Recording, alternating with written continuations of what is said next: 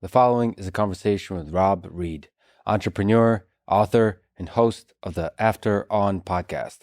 Sam Harris recommended that I absolutely must talk to Rob about his recent work on the future of engineered pandemics. I then listened to the 4-hour special episode of Sam's Making Sense podcast with Rob, titled Engineering the Apocalypse, and I was floored and knew I had to talk to him. Quick mention of our sponsors: Athletic Greens, Belcampo, Fundrise, and NetSuite.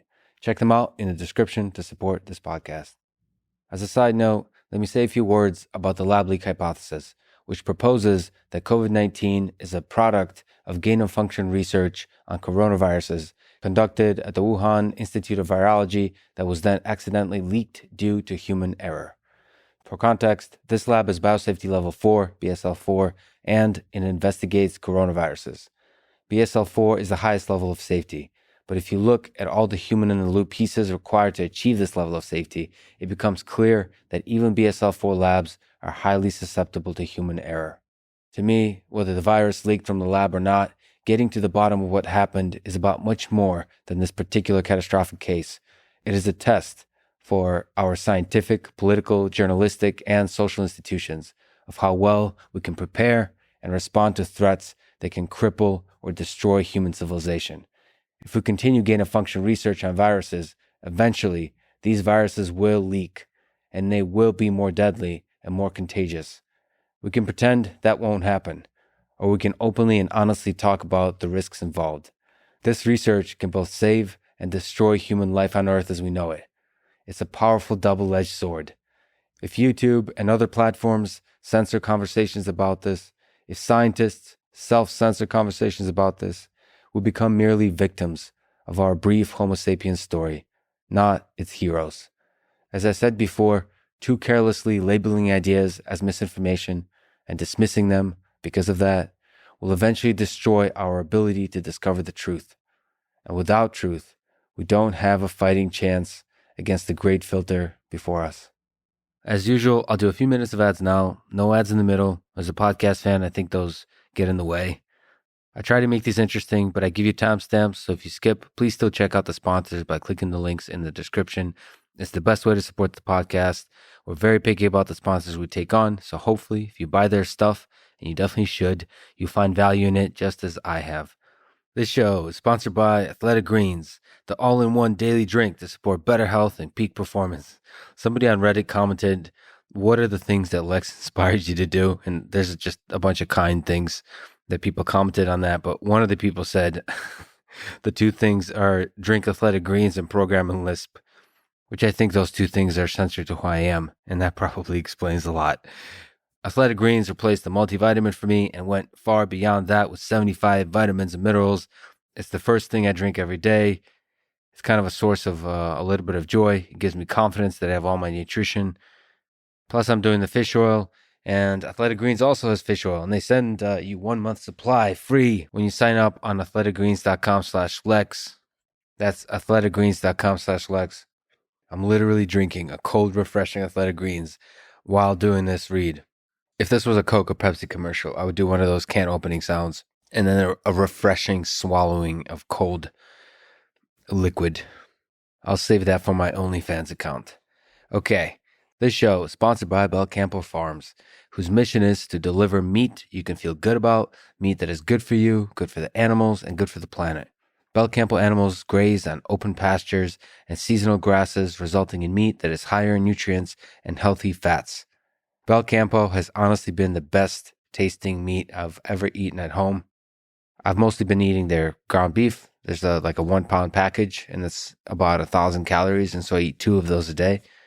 I actually got a chance to visit Belcampo Farms recently, shot a bunch of video, got to hang out with cows and pigs and get to see the full process, which I think is honest and really made me think a lot about the places where our food comes from. But it was also just nice to be out in nature with the animals, but also with the mountains and the fresh air and good friends and just disconnect from the internet and from life in general.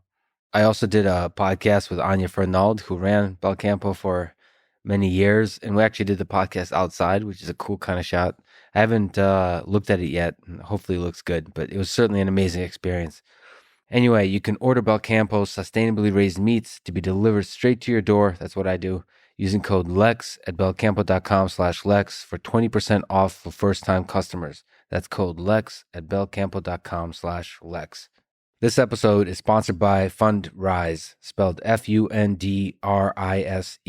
It's a platform that allows you to invest in private real estate. If you're looking to diversify your investment portfolio, which you should, this is a good choice. I know there's probably a few people listening to this that have like 90+% of their investment in one particular cryptocurrency, but I do think that diversification across, stocks, bonds, mutual funds, real estate, and cryptocurrency is really important. And I think private real estate is a really interesting option, especially when you have a service like Fundrise that makes it super easy. It's easy to get the information you need about the investments you're making. It's also great to actually execute on the investments. And then if you want to have cryptocurrency as part of your portfolio, probably has to do with how comfortable you are with risk and how good you are predicting the evolution of our digital future, which, despite the confidence of many people on the internet, still has quite a bit of uncertainty. Anyway, check out Fundrise at fundrise.com/Lex. 150,000 investors use it. It takes just a few minutes to get started at fundrise.com/Lex. That's fundrise.com/Lex. This show is sponsored by NetSuite. They nicely asked that I open this read with "School's off for summer, but if your business is running QuickBooks, you'll never get a break." And because I'm a nice guy, I indulge them in this request, even though it's ridiculous. NetSuite allows you to manage financials, human resources, inventory, e-commerce, and many more business-related details all in one place. This actually reminds me that marketing is a lot more complicated than people give it credit for. I don't think I'm any good at it either, but as a consumer, I know it when it's good and I know it when it sucks. And perhaps the funny thing is, when it kind of sucks or it's cheesy, perhaps that's effective. I mean, maybe that's what they're getting at. It's a beautiful mystery. Like, what do I need to say from their perspective now for you, the listener, to keep listening to this? Would it be some Alex Jones style rant about frogs? Or is it like a catchy jingle? Or is it some ridiculous thing like "School's out for summer"? I don't know. The point is, outside of all that marketing nonsense, NetSuite is actually an incredible product. It helps you run the company, helps you take care of all the difficult things. They're also offering a special financing program. If you head to netsuite.com/Lex, that's, by the way, spelled NETSUITE.com/Lex.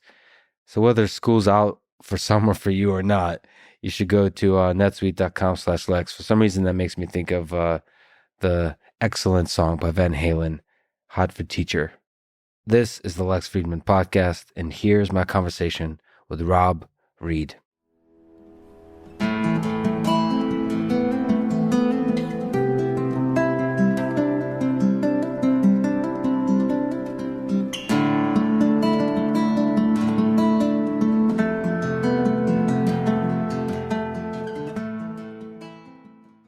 I have seen evidence on the internet that you have a sense of humor, allegedly. But you also talk and think about the destruction of human civilization. What do you think of the Elon Musk hypothesis that the most entertaining outcome is the most likely? And he, I think, followed on to say, as seen from an external observer, like if somebody was watching us, it seems we come up with creative ways of progressing our civilization. That's fun to watch. Yeah, so he exactly. He said from the standpoint of the observer, not the participant, I think. Right. And so what's interesting about that, those were, I think, just a couple of freestanding tweets and delivered without a whole lot of wrapper of context. So it's left to the mind of the reader of the tweets to infer what he was talking about. But so that's kind of like, it provokes some interesting thoughts. Like, first of all, it presupposes the existence of an observer. And it also presupposes that the observer wishes to be entertained and has some mechanism of enforcing their desire to be entertained. So there's like a lot underpinning that. And to me, that suggests, particularly coming from Elon, that it's a reference to simulation theory. That, you know, somebody is out there and has far greater insights and a far greater ability to, let's say, peer into a single individual life and find that entertaining and full of plot twists and surprises and either a happy or tragic ending, or they have an incredible meta view and they can watch the arc of civilization unfolding in a way that is entertaining and full of plot twists and surprises and a happy or unhappy ending. So, okay, so we're presupposing an observer. Then on top of that, when you think about it, you're also presupposing a producer, because the act of observation is mostly fun if there are plot twists and surprises and other developments that you weren't foreseeing. I have reread my own novels, and that's fun because it's something I worked hard on and I slaved over and I love, but there aren't a lot of surprises in there. So now I'm thinking we need a producer and an observer for that to be true. And on top of that, it's got to be a very competent producer, because Elon said the most entertaining outcome is the most likely one. So there's lots of layers for thinking about that. And when you've got a producer who's trying to make it entertaining, it makes me think of, there was a South Park episode in which Earth turned out to be a reality show. Yeah. And somehow we had failed to entertain the audience as much as we used to. So the Earth show was going to get canceled, et cetera. So taking all that together, and I'm obviously being a little bit playful in laying this out, what is the evidence that we have that we are in a reality that is intended to be most entertaining? Now, you could look at that reality on the level of individual lives or the whole arc of civilization, other lives, levels as well, I'm sure. But just looking from my own life, I think I'd make a pretty lousy show. I spend an inordinate amount of time just looking at a computer. I don't think that's very entertaining. And there's just a completely inadequate level of shootouts and car chases in my life. I mean, I'll go weeks, even months, without a single shootout or car chase. That just means that you're one of the non-player characters in this game. You're just waiting. I'm an extra. You're an extra that waiting for your one opportunity for a brief moment to actually interact with one of the main characters in the play. Interesting. Okay, that's good. So we'll rule out me being the star of the show, which I probably could have guessed at anyway. But then even the arc of civilization. Yeah. I mean, there have been a lot of really intriguing things that have happened and a lot of astounding things that have happened. But, I would have some werewolves. I'd have some zombies. I would have some really improbable developments, like maybe Canada absorbing the United States. So I don't know. I'm not sure if we're necessarily designed for maximum entertainment. But if we are, that will mean that 2020 is just a prequel for even more bizarre years ahead. So I kind of hope that we're not designed for maximum entertainment. Well, the night is still young in terms of Canada, but do you think it's possible for the observer and the producer to be kind of emergent? So, meaning it does seem when you kind of watch memes on the internet, the funny ones, the entertaining ones spread more efficiently. They do. I mean, I don't know what it is about the human mind that soaks up en masse funny things much more sort of aggressively. It's more viral in the full sense of that word.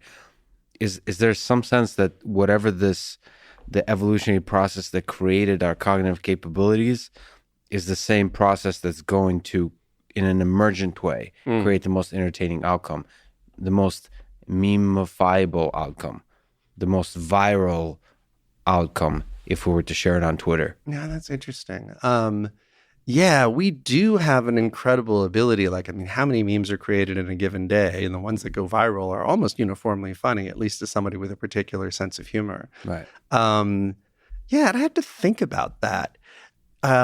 We are definitely great at creating atomized units of funny. In the example that you used, there are going to be X million brains parsing and judging whether this meme is retweetable or not. Yes. And so that sort of atomic element of funniness, of entertainingness, et cetera, we definitely have an environment that's good at selecting for that and selective pressure and everything else that's going on.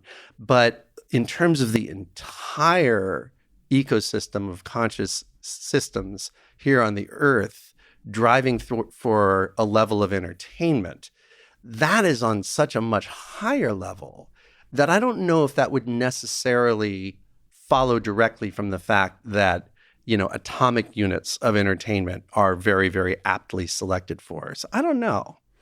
Do you find it compelling or useful to think about human civilization from the perspective of the ideas versus the perspective of the individual human brains? So almost thinking about the ideas or the memes, this is the Dawkins thing, as the organisms. And then the humans as just like vehicles for briefly carrying those organisms as they jump around and spread. Yeah, for propagating them, mutating them, putting selective pressure on them, et cetera. Yeah. I mean, I found Dawkins' his launching of the idea of memes is just kind of an afterthought to his unbelievably brilliant book about the selfish gene. Like, what a PS to put at the end of a long chunk of writing. It's profoundly interesting. I view the relationship, though, between humans and memes as probably an oversimplification, but maybe a little bit like the relationship between flowers and bees, right? Do flowers have bees, or do bees, in a sense, have flowers? And the answer is, it is a very, very symbiotic relationship in which both have semi-independent roles that they play, and both are highly dependent upon the other. And so in the case of bees, obviously, you could see the flower as being this monolithic structure physically in relation to any given bee, and it's this source of food and sustenance. So you could kind of say, well, flowers have bees. But on the other hand, the flowers would obviously be doomed. They weren't being pollinated by the bees. So you could kind of say, well, flowers are really expression of what the bees need. And the truth is a symbiosis. So with memes and human minds, our brains are clearly the petri dishes in which memes are either propagated or not propagated, get mutated or don't get mutated. They are the venue in which competition, selective competition, plays out between different memes. So all of that is very true. And you could look at that and say, really, the human mind is a production of memes, and ideas have us rather than us having ideas. But at the same time, let's take a catchy tune as an example of a meme. That catchy tune did originate in a human mind. Somebody had to structure that thing. And as much as I like Elizabeth Gilbert's TED Talk about how the universe, I'm simplifying, but, kind of the ideas find their way in this beautiful TED Talk. It's very lyrical. She talked about, ideas and prose kind of beaming into our minds. And, she talked about needing to pull over to the side of the road when she got inspiration for a particular paragraph or a particular idea and a burning need to write that down. I love that. I find that beautiful. As a writer, as a novelist myself, I've never had that experience. And I think that really most things that do become memes are the product of a great deal of deliberate and willful exertion of a conscious mind. And so like the bees and the flowers, I think there's a great symbiosis, and they both kind of have one another. Ideas have us, but we have ideas for real. If we could take a little bit of a tangent, Stephen King on writing, you as a great writer, you're dropping a hint here that the ideas don't come to you. That it's a grind of sort of, it's almost like you're mining for gold. It's more of a very deliberate, rigorous daily process. So maybe, can you talk about the writing process? How do you write well? And maybe if you want to step outside of yourself, almost like give advice to an aspiring writer. What does it take to write the best work of your life?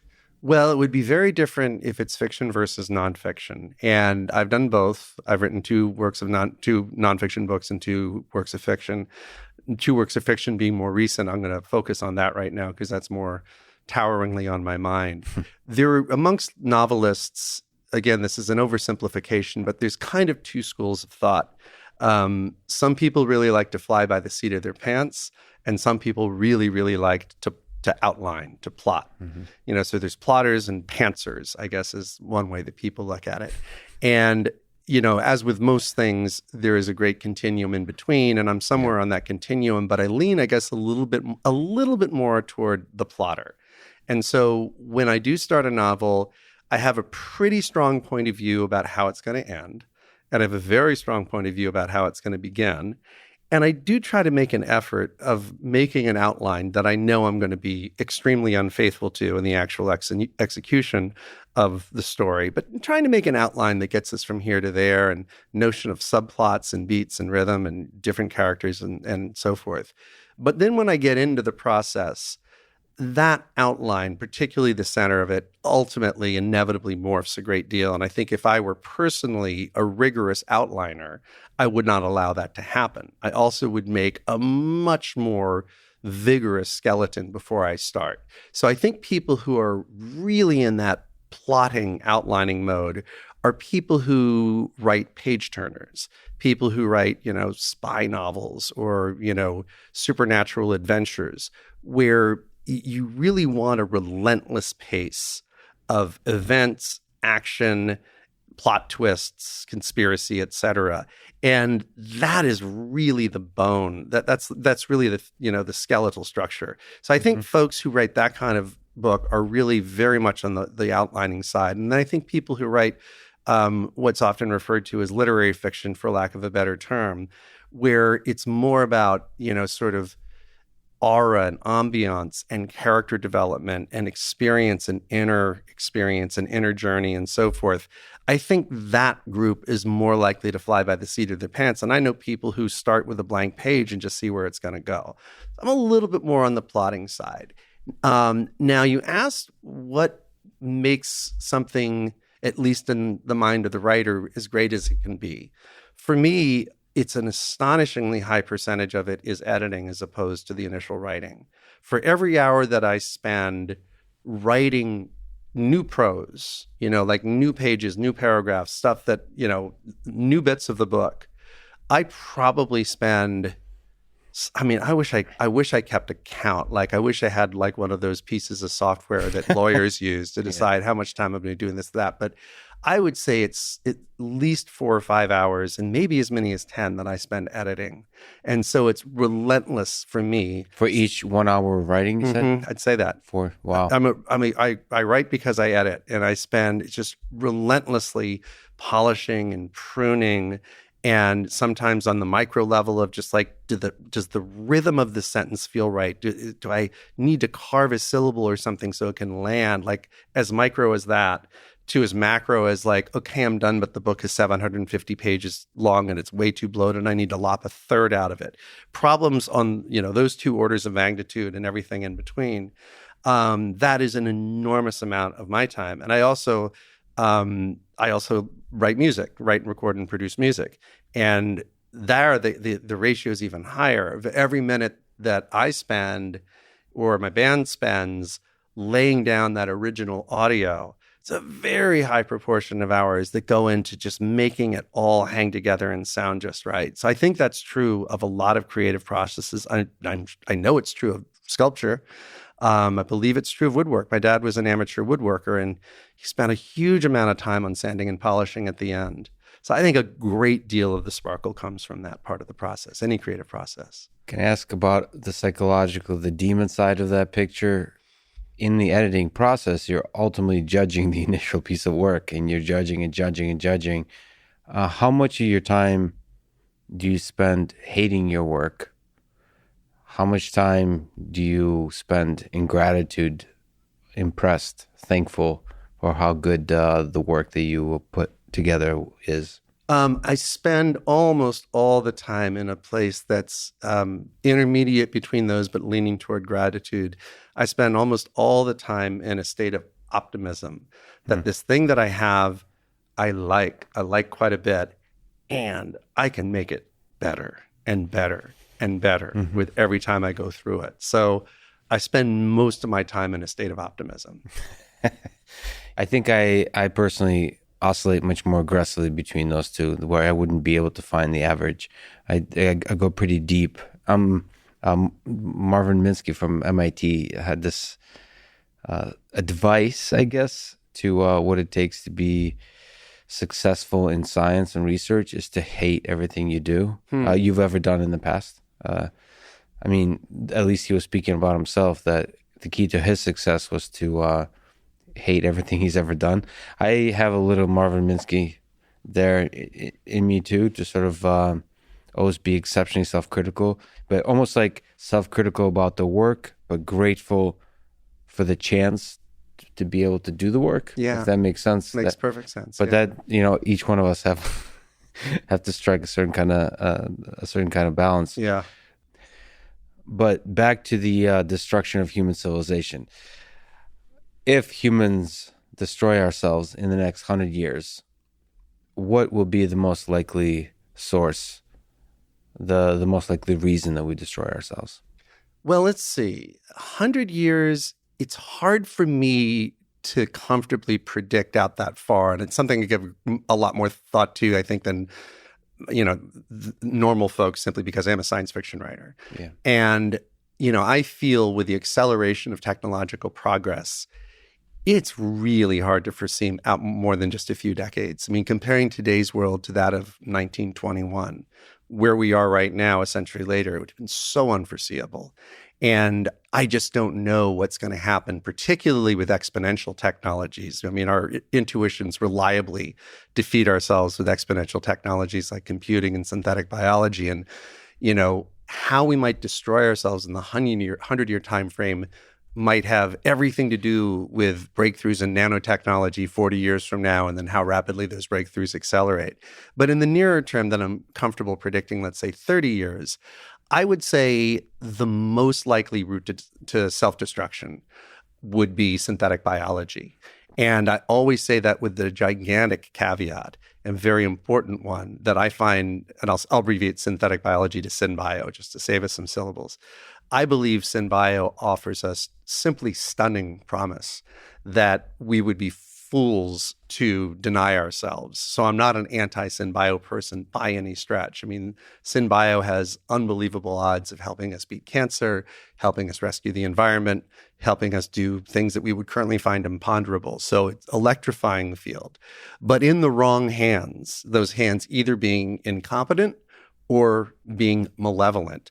In the wrong hands, synthetic biology to me has much greater odds of leading to our self-destruction than something running amok with super AI, which I believe is a real possibility and one we need to be concerned about. But in the 30-year time frame, I think it's a lesser one, or nuclear weapons or anything else that I can think of. Can you explain that a little bit further? So your concern is on the man-made versus the natural side of the pandemic front here. So we humans engineering pathogens, engineering viruses is the concern here. Yeah.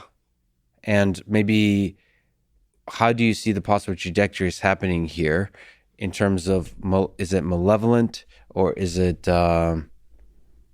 accidents, oops, little mistakes, or unintended consequences of particular actions that are ultimately lead to unexpected mistakes? Well, both of them are a danger. And I think the question of which is more likely has to do with two things. One, do we take a lot of methodical, affordable, foresighted steps that we are absolutely capable of taking right now to forestall the risk of a bad actor infecting us with something that could have annihilating impacts? And in the episode you referenced with Sam, we talked a great deal about that. So do we take those steps? And if we take those steps, I think the danger of malevolent rogue actors doing us in with synbio could plummet. But, it's always a question of if, and we have a bad, and very long track record of hitting the snooze bar after different natural pandemics have attacked us. So that's variable number one. Variable number two is how much experimentation and pathogen development do we as a society decide is acceptable in the realms of academia, government, or private industry? And if we decide as a society that it's perfectly okay for people with varying research agendas to create pathogens that, if released, could wipe out humanity, if we think that's fine, and if that kind of work starts happening in, 1 lab, 5 labs, 50 labs, 500 labs in one country, then 10 countries, then 70 countries or whatever, that risk of a boo-boo starts rising astronomically. And this won't be a spoiler alert based on the way that I presented those two things. But I think it's unbelievably important to manage both of those risks. The easier one to manage, although it wouldn't be simple by any stretch because it would have to be something that all nations agree on. But the easier risk to manage is that of, hey guys, let's not develop pathogens that if they escape from a lab could annihilate us. There's no line of research that justifies that. And in my view, I mean, that's the point of perspective we'd need to have. We'd have to collectively agree that there's no line of research that justifies that. The reason why I believe that would be a highly rational conclusion is even the highest level of biosafety lab in the world, biosafety lab level 4, and there are not a lot of BSL-4 labs in the world, there have things can and have leaked out of BSL-4 labs. And some of the work that's been done with potentially annihilating pathogens, which we can talk about, is actually done at BSL-3. And so fundamentally, any lab can leak. We have proven ourselves to be incapable of creating a lab that is utterly impervious to leaks. So why in the world would we create something where, if God forbid it leaked, could annihilate us all? And by the way, almost all of the measures that are taken in biosafety level anything labs are designed to prevent accidental leaks. What happens if you have a malevolent insider? And we could talk about the psychology and the motivations of what would make a malevolent insider who wants to release something annihilating in a bit. I'm sure that we will. But what if you have a malevolent insider? Virtually none of the standards that go into biosafety level 1, 2, 3, and 4 are about preventing somebody hijacking the process. I mean, some of them are, but they're mainly designed against accidents. They're imperfect against accidents. And if this kind of work starts happening in lots and lots of labs, with every lab you add, the odds of there being a malevolent insider naturally increase arithmetically as the number of labs goes up. Now, on the front of somebody outside of a government, academic, or scientific, traditional government, academic, scientific environment, creating something malevolent. Again, there's protections that we can take both at the level of synbio architecture, hardening the entire synbio ecosystem against terrible things being made that we don't want to have out there by rogue actors, to early detection, to lots and lots of other things that we can do to dramatically mitigate that risk. And I think we do both of those things, decide that no, we're not going to experimentally make annihilating pathogens in leaky labs, and B, yes, we are going to take countermeasures that are going to cost a fraction of our annual defense budget to preclude their creation. Then I think both risks get managed down. But if you take one set of precautions and not the other, then the thing that you have not taken precautions against immediately becomes the more likely outcome. So can we talk about this kind of research and what's actually done and what are the positives and negatives of it? So if we look at gain of function research and the kind of stuff that's happening in level 3 and level 4 BSL labs, what's the whole idea here? Is it trying to engineer viruses to understand how they behave? You want to understand the dangerous ones. Yeah. So that would be the logic behind doing it. And so gain of function can mean a lot of different things. Viewed through a certain lens, gain of function research could be what you do when you create, GMOs. When you create, hardy strains of corn that are resistant to pesticides, I mean, you could view that as gain of function. So I'm going to refer to gain of function in a relatively narrow sense, which is actually the sense that the term is usually used, which is in some way magnifying capabilities of microorganisms to make them more dangerous, whether it's more transmissible or more deadly. And in that line of research, I'll use an example from 2011 because it's very illustrative and it's also very chilling. Back in 2011, two separate labs, independently of one another, I assume there was some kind of communication between them, but they were basically independent projects, one in Holland and one in Wisconsin, did gain-of-function research on something called H5N1 flu. H5N1 is, something that, at least on a lethality basis, makes COVID look like a kitten. COVID, according to the World Health Organization, has a case fatality rate somewhere between 0.5% and 1%. H5N1 is closer to 60%, 60. And so that's actually even slightly more lethal than Ebola. It's a very, very, very scary pathogen. The good news about H5N1, it is that it is barely contagious. And I believe it is in no way contagious human to human. It requires, very deep contact with birds, in most cases chickens. And so if you're a chicken farmer and you spend an enormous amount of time around them, and perhaps you get into situations in which you get a break in your skin and you're interacting intensely with fowl who, as it turns out, have H5N1, that's when the jump comes. But there's no airborne transmission that we're aware of human to human. I mean, it just doesn't exist. Mm-hmm. I think the World Health Organization did a relentless survey of the number of H5N1 cases. I think they do it every year. I saw one 10-year series where I think it was like 500 fatalities over the course of a decade. And that's a drop in the bucket. Mm-hmm. Kind of fun fact. I believe the typical lethality from lightning over 10 years is 70,000 deaths. So we think getting struck by lightning, pretty low risk. H5N1, much, much lower than that. What happened in these experiments is the experimenters in both cases set out to make H5N1 that would be contagious, that could create airborne transmission. And so they basically passed it, I think in both cases, they passed it through a large number of ferrets. And so this wasn't like CRISPR. There wasn't even in CRISPR back in those days. This was relatively straightforward, selecting for a particular outcome.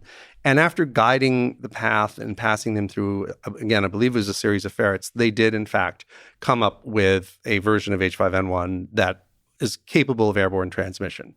Now, they didn't unleash it into the world. They didn't inject it into humans to see what would happen. And so for those two reasons, we don't really know how contagious it might have been. Mm-hmm. But, if it was as contagious as COVID, that could be a civilization-threatening pathogen. And why would you do it? Well, the people who did it were good guys. They were virologists. I believe their agenda, as they explained it, was, much as you said, let's figure out what a worst case scenario might look like so we can understand it better. But my understanding is in both cases it was done in BSL-3 labs. And so potential of leak, significantly non-zero, hopefully way below 1%, but significantly non-zero. And when you look at the consequences of an escape in terms of human lives, destruction of a large portion of the economy, et cetera, and you do an expected value calculation on whatever fraction of 1% that was, you would come up with a staggering expected cost for this work. So it should never have been carried out. Now, you might make an argument if you believed that H5N1 in nature is on an inevitable path to airborne transmission, and it's only going to be a small number of years, A, and B, if it makes that transition, there is, one set of changes to its metabolic pathways and, its genomic code and so forth. One that we have discovered. So it is going to go from point A, which is where it is right now, to point B. We have reliably engineered point B. That is the destination. And we need to start fighting that right now because this is 5 years or less away. Mm-hmm. Now, that'd be a very different world. That'd be like spotting an asteroid that's coming toward the Earth and is 5 years off. And yes, you marshal everything you can to resist that. But there's two problems with that perspective. The first is, in however many thousands of generations that humans have been inhabiting this planet, there has never been a transmissible form of H5N1. And influenza has been around for a very long time. So there is no case for inevitability of this kind of a jump to airborne transmission. So we're not on a freight train to that outcome. And if there was inevitability around that, it's not like there's just one set of genetic code that would get there. There's all kinds of different mutations that could conceivably result in that kind of an outcome. Unbelievable diversity of mutations. And so we're not actually creating something we're inevitably going to face, but we are creating a very powerful and unbelievably negative card and injecting it in the deck that nature never put into the deck. So in that case, I just don't see any moral or scientific justification for that kind of work. And interestingly, there was quite a bit of excitement and concern about this when the work came out. One of the teams was going to publish their results in Science, the other in Nature. And there were a lot of editorials, and a lot of scientists are saying this is crazy. And publication of those papers did get suspended. And not long after that, there was a pause put on U.S. government funding, NIH funding, on gain-of-function research. But both of those speed bumps were ultimately removed. Those papers did ultimately get published, and that pause on funding, ceased long ago. And in fact, those two very projects, my understanding is, resumed their funding, got their government funding back. I don't know why a Dutch project's getting NIH funding, but whatever, about a year and a half ago. So as far as the U.S. government and regulators are concerned, it's all systems go for gain of function at this point, which I find very troubling. Now, I'm a little bit of an outsider from this field, but it has echoes of the same kind of problem I see in the AI world with autonomous weapon systems. Nobody in my colleagues, friends, as far as I can tell, people in the AI community are not really talking about autonomous weapon systems, as now U.S. and China full steam ahead on the development of both. Right. And that seems to be a similar kind of thing on gain of function. I've, have friends in the biology space, and they don't want to talk about gain of function publicly. That makes me very uncomfortable from an outsider perspective in terms of gain of function. It makes me very uncomfortable from the insider perspective on autonomous weapon systems. I'm not sure how to communicate exactly about autonomous weapon systems, and I certainly don't know how to communicate effectively about gain of function. What is the right path forward here? Should we seize all gain of function research? Is that really the solution here? Well, again, I'm going to use gain of function in the relatively narrow context of what we're discussing. Because you could say almost, anything that you do to make biology more effective is gain of function. So within the narrow confines of what we're discussing, I think it would be easy enough for level-headed people in all of the countries, level-headed governmental people in all of the countries that realistically could support such a program to agree, we don't want this to happen because all labs leak. I mean, and an example that I use, I actually did use in the piece I did with Sam Harris as well, is the anthrax attacks in the United States in 2001. I mean, talk about an example of the least likely lab leaking into the least likely place. This was shortly after 9/11, for folks who don't remember it. And it was a very, very lethal strand of anthrax that, as it turned out, based on the forensic genomic work that was done and so forth, absolutely leaked from a high-security U.S. Army lab. Probably the one at Fort Detrick in Maryland. It might have been another one, but who cares? It absolutely leaked from a high-security U.S. Army lab. And where did it leak to? This highly dangerous substance that was kept under lock and key by a very security-minded organization? Well, it leaked to places including the Senate Majority Leader's office, Tom Daschle's office. Yeah. I think it was Senator Leahy's office, certain publications, including, bizarrely, the National Enquirer. But let's go to the Senate Majority Leader's office. It is hard to imagine a more security-minded country than the United States 2 weeks after the 9/11 attack. I mean, it doesn't get more security-minded than that. And it's also hard to imagine a more security-capable organization than the United States military. We can joke all we want about inefficiencies in the military and, $24,000 wrenches and so forth, but pretty capable when it comes to that. And despite that level of focus and concern and competence, just days after the 9/11 attacks, something comes from the inside of our military industrial complex and ends up in the office of someone, I believe, the Senate Majority Leader, somewhere in the line of presidential succession. That tells us everything can leak. So again, think of a level-headed conversation between powerful leaders in a diversity of countries, thinking through, like I can imagine a very simple PowerPoint revealing, just discussing briefly things like the anthrax leak, things like this foot and mouth disease outbreak or leaking that came out of a BSL-4 level lab in the UK, several other things, talking about the utter virulence that could result from gain of function and say, folks, can we agree that this just shouldn't happen? I mean, if we were able to agree on the Nuclear Nonproliferation Treaty, which we were, Bioweapons Convention, which we did agree on, we the world, for the most part, I believe agreement could be found there. But it's going to take people in leadership of a couple of very powerful countries to get to consensus amongst them, and then to decide we're going to get everybody together and browbeat them into banning this stuff. Now, that doesn't make it entirely impossible that somebody might do this, but in well-regulated, carefully watched over fiduciary environments, like federally funded academic research, anything going on in the government itself, things going on in, companies that have investors who don't want to go to jail for the rest of their lives. I think that would have a major, major dampening impact on it. But there is a particular possible catalyst in this time we live in, which is for really kind of raising the question of gain-of-function research for the application of virus, making viruses more dangerous, is the question of whether COVID leaked from a lab.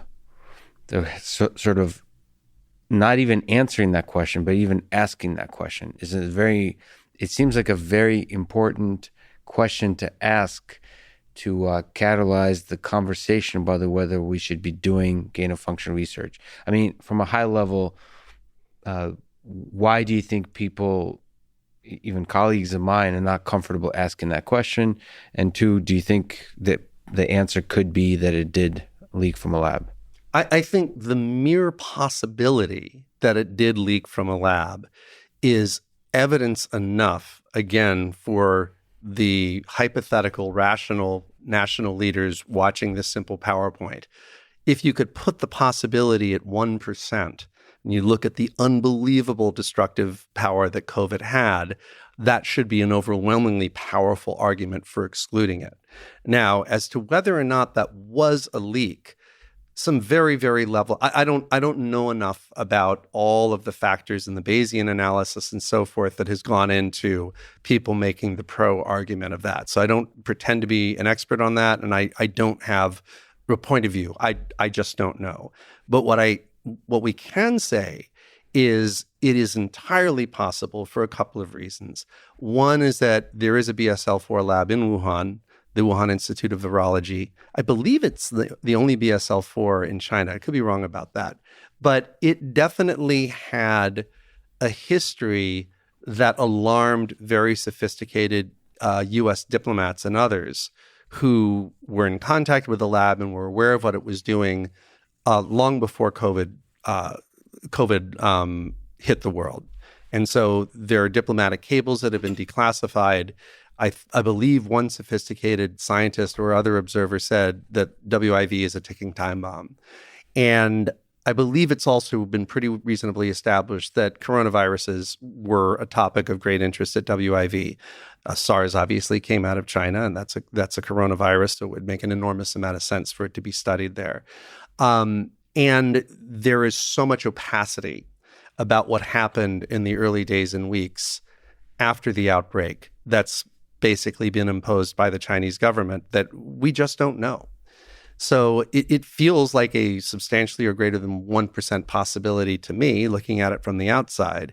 And that's something that one could imagine. Now we're going to the realm of thought experiment, not me decreeing this is what happened, but if they're studying coronavirus at the Wuhan Institute of Virology, and there is this precedent of gain-of-function research that's been done on something that is remarkably uncontagious to humans, whereas we know coronavirus is contagious to humans. I could definitely, and there is this global consensus, certainly was the case, 2 or 3 years ago when this work might have started. Seems to be this global consensus that gain-of-function is fine. The U.S. paused funding for a little while, but paused funding. They never said private actors couldn't do it. Mm-hmm. It was just a pause of NIH funding. And then that pause was lifted. So again, none of this is irrational. You could certainly see the folks at WIV saying, gain of function, interesting vector, coronavirus, unlike H5N1, very contagious. We're in a nation that has had terrible run-ins with coronavirus. Why don't we do a little gain of function on this? And then, like all labs at all levels, one can imagine this lab leaking. So it's not an impossibility, and very, very level-headed people have said that, who have looked at it much more deeply, do believe in that outcome. Why is this such a threat to power, the idea that it leaked from a lab? Why is it so threatening? I don't maybe understand this point exactly. Like, is it just that as governments, and especially the Chinese government, is really afraid of admitting mistakes that everybody makes. So this is a horrible mistake. Like Yeah. Chernobyl is a good example. I come from the Soviet Union.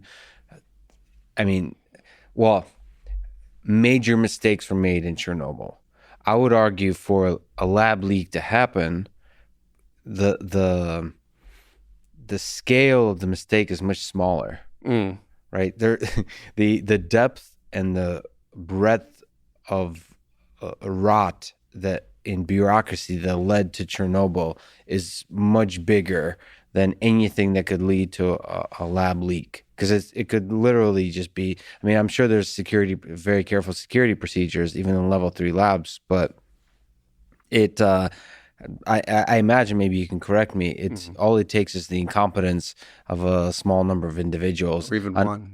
one individual on a particular a couple weeks, 3 weeks period, as opposed to a multi-year bureaucratic failure of the entire government. Right. Well, certainly the magnitude of mistakes and compounding mistakes that went in Chernobyl was far, far, far greater. Yeah. But the consequence of COVID outweighs the consequence of Chernobyl to a tremendous degree. And, I think that particularly authoritarian governments are unbelievably reluctant to admit to any fallibility whatsoever. And there's a long, long history of that across dozens and dozens of authoritarian governments. And to be transparent, again, this is in the hypothetical world in which this was a leak, which again, I don't personally have enough sophistication to have an opinion on the likelihood. But in the hypothetical world in which it was a leak, the global reaction and the amount of global animus and the amount of, the decline in global respect that would happen toward China, because every country suffered massively from this, unbelievable damages in terms of human lives and economic activity disrupted. The world would in some way present China with that bill.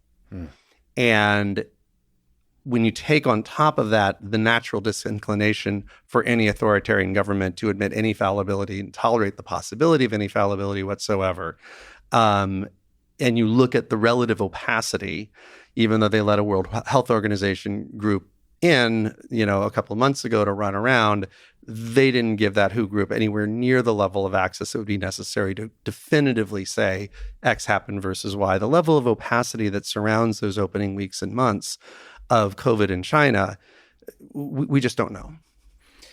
If you were to kind of look back at 2020 and maybe broadening it out to future pandemics that could be much more dangerous, what kind of response, how do we fail in a response, and how could we do better?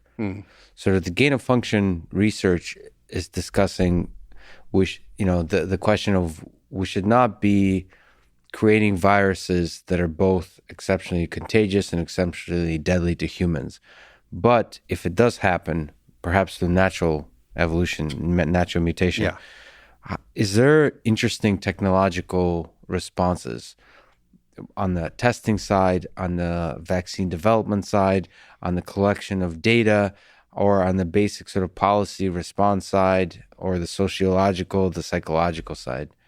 Yeah, there's all kinds of things. And most of what I've thought about and written about, and again, discussed in that long bit with Sam, is dual use. So most of the countermeasures that I've been thinking about and advocating for would be every bit as effective against a zoonotic disease, a natural pandemic of some sort, as an artificial one. The risk of an artificial one, even the near-term risk of an artificial one, ups the urgency around these measures immensely, but most of them would be broadly applicable. And so I think the first thing that we really want to do on a global scale is have a far, far, far more robust and globally transparent system of detection. And that can happen on a number of levels. The most obvious one is, just in the blood of people who come into clinics exhibiting signs of illness. And we are certainly at a point now with relatively minimal investment. We could develop in-clinic diagnostics that would be unbelievably effective at pinpointing what's going on in almost any disease when somebody walks into a doctor's office or a clinic. And better than that, this is a little bit further off, but it wouldn't cost tens of billions in research dollars. It would be, a relatively modest and affordable budget in relation to the threat. At-home diagnostics that can really, really pinpoint, particularly with respiratory infections, because that is generally, almost universally, the mechanism of transmission for any serious pandemic. So somebody has a respiratory infection. Is it one of the, significantly large handful of rhinoviruses, coronaviruses, and other things that cause common cold? Or is it influenza? If it's influenza, is it influenza A versus B? Or is it, a small handful of other more exotic, but nonetheless sort of common respiratory infections that are out there? Developing a diagnostic panel to pinpoint all of that stuff, that's something that's well within our capabilities. That's much less a lift than creating mRNA vaccines, which obviously we proved capable of when we put our minds to it. So do that on a global basis. And I don't think that's irrational, because the best prototype for this that I'm aware of isn't currently rolling out in Atherton, California, or Fairfield County, Connecticut, or some other wealthy place. The best prototype that I'm aware of this is rolling out right now in Nigeria. And it's a project that came out of the Broad Institute, which is, as I'm sure you know, but some listeners may not, is kind of like an academic joint venture between Harvard and MIT. The program is called Sentinel, and their objective is, and their plan, and it's a very well-conceived plan, a methodical plan, is to do just that in areas of Nigeria that are particularly vulnerable to zoonotic diseases, making the jump from animals to humans. But also there's just an unbelievable public health benefit from that. And it's sort of a three-tier system where clinicians in the field could very rapidly determine, do you have one of the infections of acute interest here, either because it's very common in this region, so we want to diagnose as many things as we can at the front line, or because it's uncommon but unbelievably threatening, like Ebola. So frontline worker can make that determination very, very rapidly. If it comes up as a we don't know, they bump it up to a level that's more like at a fully configured doctor's office or local hospital. And if it's still at a we don't know, it gets bumped up to a national level. And it gets bumped very, very rapidly. So if this can be done in Nigeria, and it seems that it can be, there shouldn't be any inhibition for it to happen in most other places. And it should be affordable from a budgetary standpoint. And based on Sentinel's budget and adjusting things for things like, very different cost of living, larger population, et cetera, I did a back of the envelope calculation that doing something like Sentinel in the US would be in the low billions of dollars. And, wealthy countries, middle income countries can't afford such a thing. Lower income countries should certainly be helped with that, but start with that level of detection. And then layer on top of that other interesting things like, monitoring search engine traffic, search engine queries for evidence that strange clusters of symptoms are starting to rise in different places. There's been a lot of work done with that. Most of it kind of academic and experimental, but some of it has been powerful enough to suggest that this could be a very powerful early warning system. There's a guy named Bill Lampos at University College London who basically did a very rigorous analysis that showed that symptom searches reliably predicted COVID outbreaks in the early days of the pandemic in given countries by as much as 16 days before the evidence started to accrue at a public health level. 16 days of forewarning can be monumentally important in the early days of an outbreak. And this is, a very, very talented, but nonetheless very resource constrained academic project. Imagine if that was something that was done with a NORAD-like budget. Yeah. So, starting with detection, that's something we could do radically, radically better. So aggregating multiple data sources in order to create something. This is really exciting to me, the possibility that I've heard inklings of creating almost like a weather map of pathogens, like basically aggregating all of these data sources, scaling many orders of magnitude up at home testing and all kinds of testing that doesn't just try to test for the particular pathogen of worry now, but everything, like a full spectrum of things that could be dangerous to the human body, and thereby be able to create these maps like that are dynamically updated on an hourly basis of how viruses travel throughout the world. And so you can respond, like you can then integrate, just like you do when you check your weather map and it's raining or not. Of course, not perfect, but it's very good predictor of whether it's going to rain or not.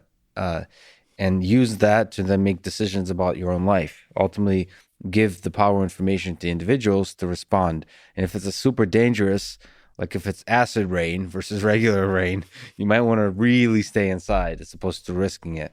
I mean, that, just like you said, if I think it's not very expensive relative to all the things that we do in this world, but it does require bold leadership.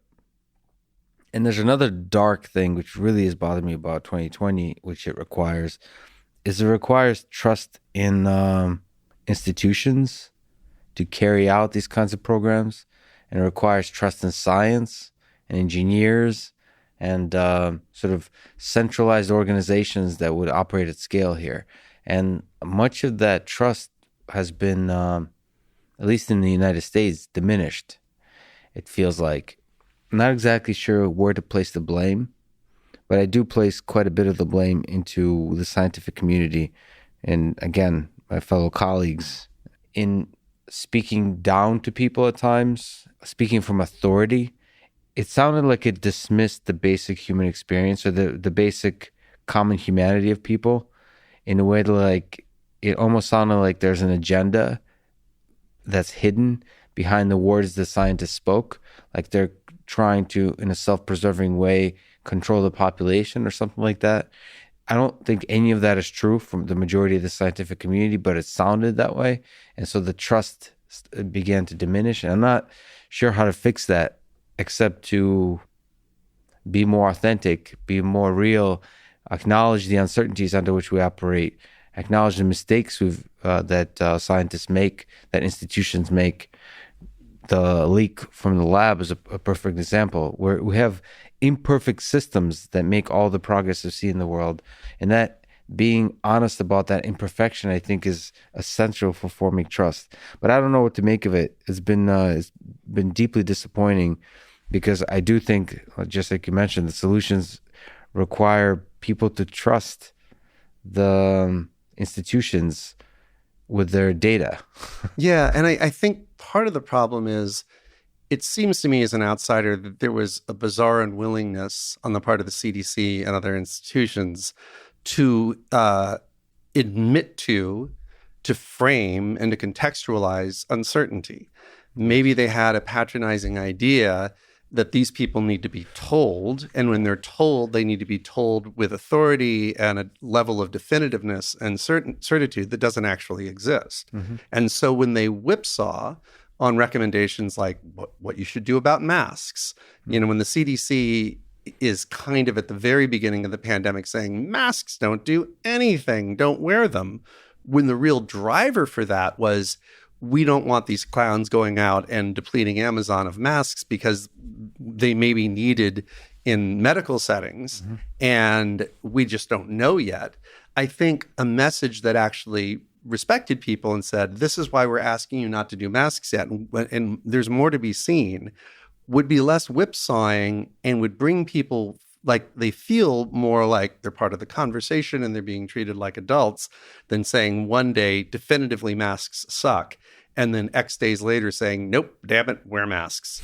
And so I think framing things in terms of the probabilities, which most people are easy to parse. I mean, a more recent example, which I just thought was batty, was suspending the Johnson & Johnson vaccine for a very low single-digit number of days in the United States, based on the fact that I believe there had been 7-ish clotting incidents in roughly 7 million people who had had the vaccine administered, I believe one of which resulted in a fatality. And there was definitely suggestive data that indicated that there was a relationship. This wasn't just coincidental, because I think all of the clotting incidents happened in women as opposed to men and kind of clustered in a certain age group. But does that call for shutting off the vaccine? Or does it call for leveling with the American public and saying, we've had one fatality out of 7 million. This is, let's just assume, substantially less than the likelihood of getting struck by lightning.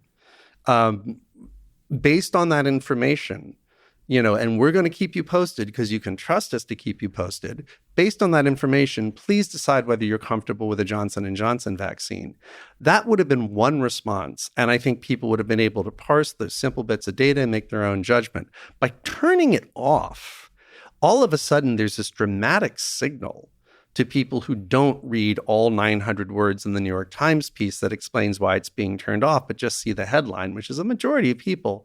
There's a sudden oh my God, yikes, vaccine being shut off. And then all the people who sat on the fence or are sitting on the fence about whether or not they trust vaccines, that is going to push an incalculable number of people. That's going to be the last straw for we don't know how many hundreds of thousands or more likely millions of people to say, okay, tipping point here, I don't trust these vaccines. So by pausing that for whatever it was, 10 or 12 days, and then flipping the switch, as everybody who knew much about the situation knew was inevitable, by flipping the on switch 12 days later, you're conveying certitude J&J bad to certitude J&J good in a period of just a few days, and people just feel whipsawed, and they're not part of the analysis. But it's not just the whipsawing, and I think about this quite a bit. I don't think I have good answers. It's something about the way the communication actually happens. I don't know what it is about Anthony Fauci, for example, but I don't trust him. And I think that has to do, he has an incredible background. I'm sure he's a brilliant scientist and researcher. I'm sure he's also a great, inside the room policymaker and deliberator and so on. But, what makes a great leader is something about that thing that you can't quite describe, but being a communicator that you know you can trust. There's an authenticity that's required. And I'm not sure, maybe I'm being a bit too judgmental, but I'm a huge fan of a lot of great leaders throughout history. They've communicated exceptionally well in the way that Fauci does not. And I think about that. I think about what is effective science communication. So, great leaders throughout history did not necessarily need to be great science communicators. Their leadership was in other domains. But when you're fighting the virus, you also have to be a great science communicator. You have to be able to communicate uncertainties. You have to be able to communicate something like a vaccine that you're allowing inside your body, into the messiness, into the complexity of the biology system, that if we're being honest, it's so complex, we'll never be able to really understand. We can only desperately hope that science can give us sort of a high likelihood that there's no short-term negative consequences, and a kind of intuition about long-term negative consequences, and doing our best in this battle against trillions of things that are trying to kill us.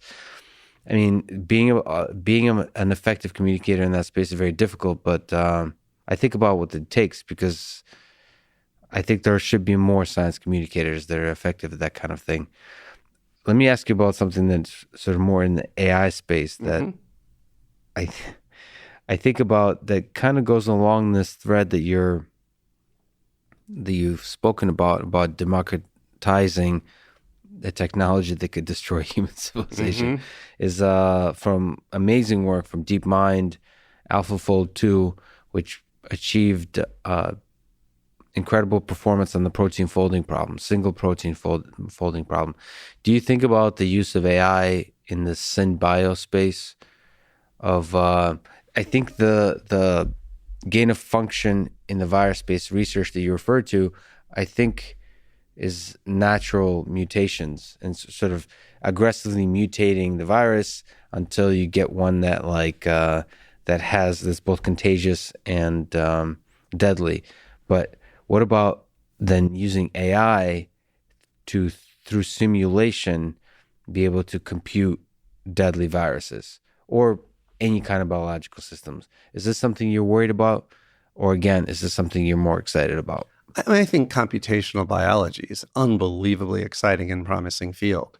And I think when you're doing things in silico as opposed to in vivo, the dangers plummet. You don't have a critter that can leak from a leaky lab. Yes. So I don't see any problem with that, except I do worry about the data security dimension of it. Because if you were doing really, really interesting in silico gain of function research and you hit upon, through a level of sophistication we don't currently have, but, synthetic biology is an exponential technology. So capabilities that are utterly out of reach today will be attainable in 5 or 6 years. I think if you conjured up worst case genomes of viruses that don't exist in vivo anywhere, they're just in the computer space, but like, hey guys, this is the genetic sequence that would end the world, let's say. Then you have to worry about the utter hackability of every computer network we can imagine. I mean, data leaks from the least likely places on the grandest possible scales have happened and continue to happen and will probably always continue to happen. And so that would be the danger of doing the work in silico. If you end up with a list of like, well, these are things we never want to see, that list leaks. And after the passage of some time, certainly couldn't be done today, but after the passage of some time, lots and lots of people in academic labs going all the way down to the high school level are in a position to, to make it overly simplistic, hit print on a genome and have the virus bearing that genome pop out on the other end, then you got something to worry about. But in general, computational biology, I think, is incredibly important, particularly because the crushing majority of work that people are doing with the protein folding problem and other things are about creating therapeutics, about creating things that will help us, live better, live longer, thrive, be more well, and so forth. And the protein folding problem is a monstrous computational challenge that we seem to make just the most glacial progress on for years and years. But I think there's a biannual competition, I think, for at which people tackle the protein folding problem.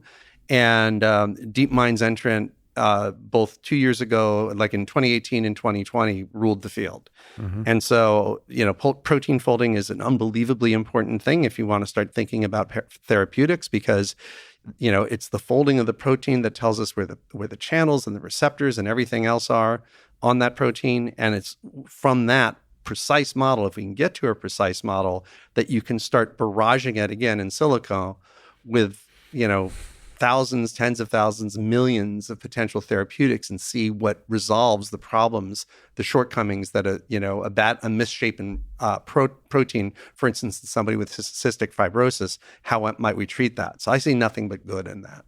Well, let me ask you about fear and hope in this world. I tend to believe that in terms of competence and malevolence, that people who are, maybe it's in my interactions, I tend to see that, first of all, I believe that most people are good and want to do good and are just better at doing good and more inclined to do good on this world. And then more than that, people who are malevolent are usually incompetent at building technology. So like I've seen this in my life, that people who are exceptionally good at stuff, no matter what the stuff is, tend to, maybe they discover joy in life in a way that gives them fulfillment and thereby does not result in them wanting to destroy the world. So like the better you are at stuff, whether that's building nuclear weapons or plumbing, doesn't matter. The less likely you are to destroy the world. So in that sense, with many technologies, AI especially, I always think that the malevolent will be far outnumbered by the ultra competent, and in that sense, the defenses will always be stronger than the offense in terms of the people trying to destroy the world. Now, there's a few spaces where that might not be the case, and that's an interesting conversation, where there's one person who's not very competent can destroy the whole world. Perhaps SynBio is one such space because of the exponential effects of the technology. I tend to believe AI is not one of those such spaces. But do you share this kind of view that the ultra competent are usually also the good? Yeah, absolutely. I absolutely share that, and that gives me a great deal of optimism that we will be able to short circuit the threat that malevolence in bio could pose to us. But we need to start creating those defensive systems or defensive layers, one of which we talked about, far, far, far better surveillance in order to prevail. So the good guys will almost inevitably outsmart and definitely outnumber the bad guys in most sort of smackdowns that we can imagine. But the good guys aren't going to be able to exert their advantages unless they have the imagination necessary to think about what the worst possible thing can be done by somebody whose own psychology is completely alien to their own. So that's a tricky, tricky thing to solve for. Now, in terms of whether the asymmetric power that a bad guy might have in the face of the overwhelming numerical advantage and competence advantage that the good guys have, unfortunately, I look at something like mass shootings as an example. I'm sure the guy who was responsible for the Vegas shooting or the Orlando shooting or any other shooting that we can imagine didn't know a whole lot about ballistics. And the number of, good guy citizens in the United States with guns compared to bad guy citizens, I'm sure is a crushingly, overwhelmingly high ratio in favor of the good guys. But that doesn't make it possible for us to stop mass shootings. An example is Fort Hood. 45,000 trained soldiers on that base, yet there have been 2 mass shootings there. And so there is an asymmetry when you have powerful and lethal technology that gets so democratized and so proliferated in tools that are very, very easy to use, even by a knucklehead. When those tools get really easy to use by a knucklehead and they're really widespread, it becomes very, very hard to defend against all instances of usage. Now, the good news, quote unquote, about mass shootings, if there is any, and there is some, is even the most brutal and carefully planning and well-armed mass shooter can only take so many victims. And the same is true as there's been 4 instances that I'm aware of commercial pilots committing suicide by downing their planes and taking all their passengers with them. These weren't Boeing engineers, but like an army of Boeing engineers ultimately were not capable of preventing that. But even in their case, and I'm actually not counting 9/11 and that, 9/11's a different category in my mind. These are just personally suicidal pilots. In those cases, they only have a plane load of people that they're able to take with them. If we imagine a highly plausible and imaginable future in which symbio tools that are amoral, that could be used for good or for ill, start embodying unbelievable sophistication and genius in the tool, in the easier and easier and easier to make tool, all those thousands, tens of thousands, hundreds of thousands of scientist years start getting embodied in something that, maybe as simple as hitting a print button. Then that good guy technology can be hijacked by a bad person and used in a very asymmetric way. See, I think what happens though, because you go to the high school student from the current, like very specific set of labs, they're able to do it. As it becomes more and more democratized, as it becomes easier and easier to do this kind of large scale damage with an engineered virus, the more and more there will be engineering of defenses against these systems. It's some of the things we talked about in terms of testing, in terms of collection of data, but also in terms of like at scale contact tracing, or also engineering of vaccines, like in a matter of like days, maybe hours, maybe minutes.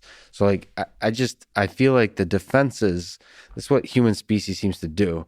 Is like we keep hitting the snooze button until there's like a storm on the horizon heading towards us. Then we start to quickly build up the defenses or the response that's proportional to the scale of the storm.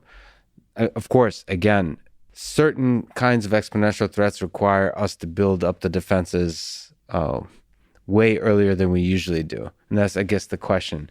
But I ultimately am hopeful that the natural process of hitting the snooze button until the deadline is right in front of us will work out for quite a long time for us humans. And I fully agree. I mean, that's why I'm fundamentally, it may not sound like it thus far, but I'm fundamentally very, very optimistic about our ability to short circuit this threat, because there is, again, I'll stress, the technological feasibility and the profound affordability of a relatively simple set of steps that we can take to preclude it. But we do have to take those steps. And so, what I'm hoping to do and trying to do is inject a notion of what those steps are, into the public conversation and do my small part to up the odds that that actually ends up happening. It's the danger with this one is it is exponential.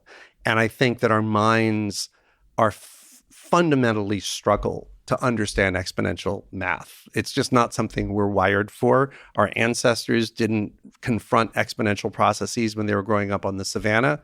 So it's not something that's intuitive to us, and our intuitions are reliably defeated when exponential processes come along. So that's issue number one.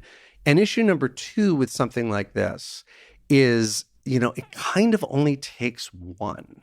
That ball only has to go into the net once and we're doomed, which is not the case with mass shooters. It's not the case with, commercial pilots run amok. It's not the case with really any threat that I can think of, with the exception of nuclear war, that has the, one bad outcome and game over. And that means that we need to be unbelievably serious about these defenses, and we need to do things that might on the surface seem like a tremendous overreaction so that we can be prepared to nip anything that comes along in the bud. But I, like you, believe that's eminently doable. I, like you, believe that the good guys outnumber the bad guys in this particular one to a degree that probably has no precedent in history. I mean, even the worst people, I'm sure, in ISIS, even Osama bin Laden, even any bad guy you could imagine in history would be revolted by the idea of exterminating all of humanity. I mean, it's just, that's a low bar.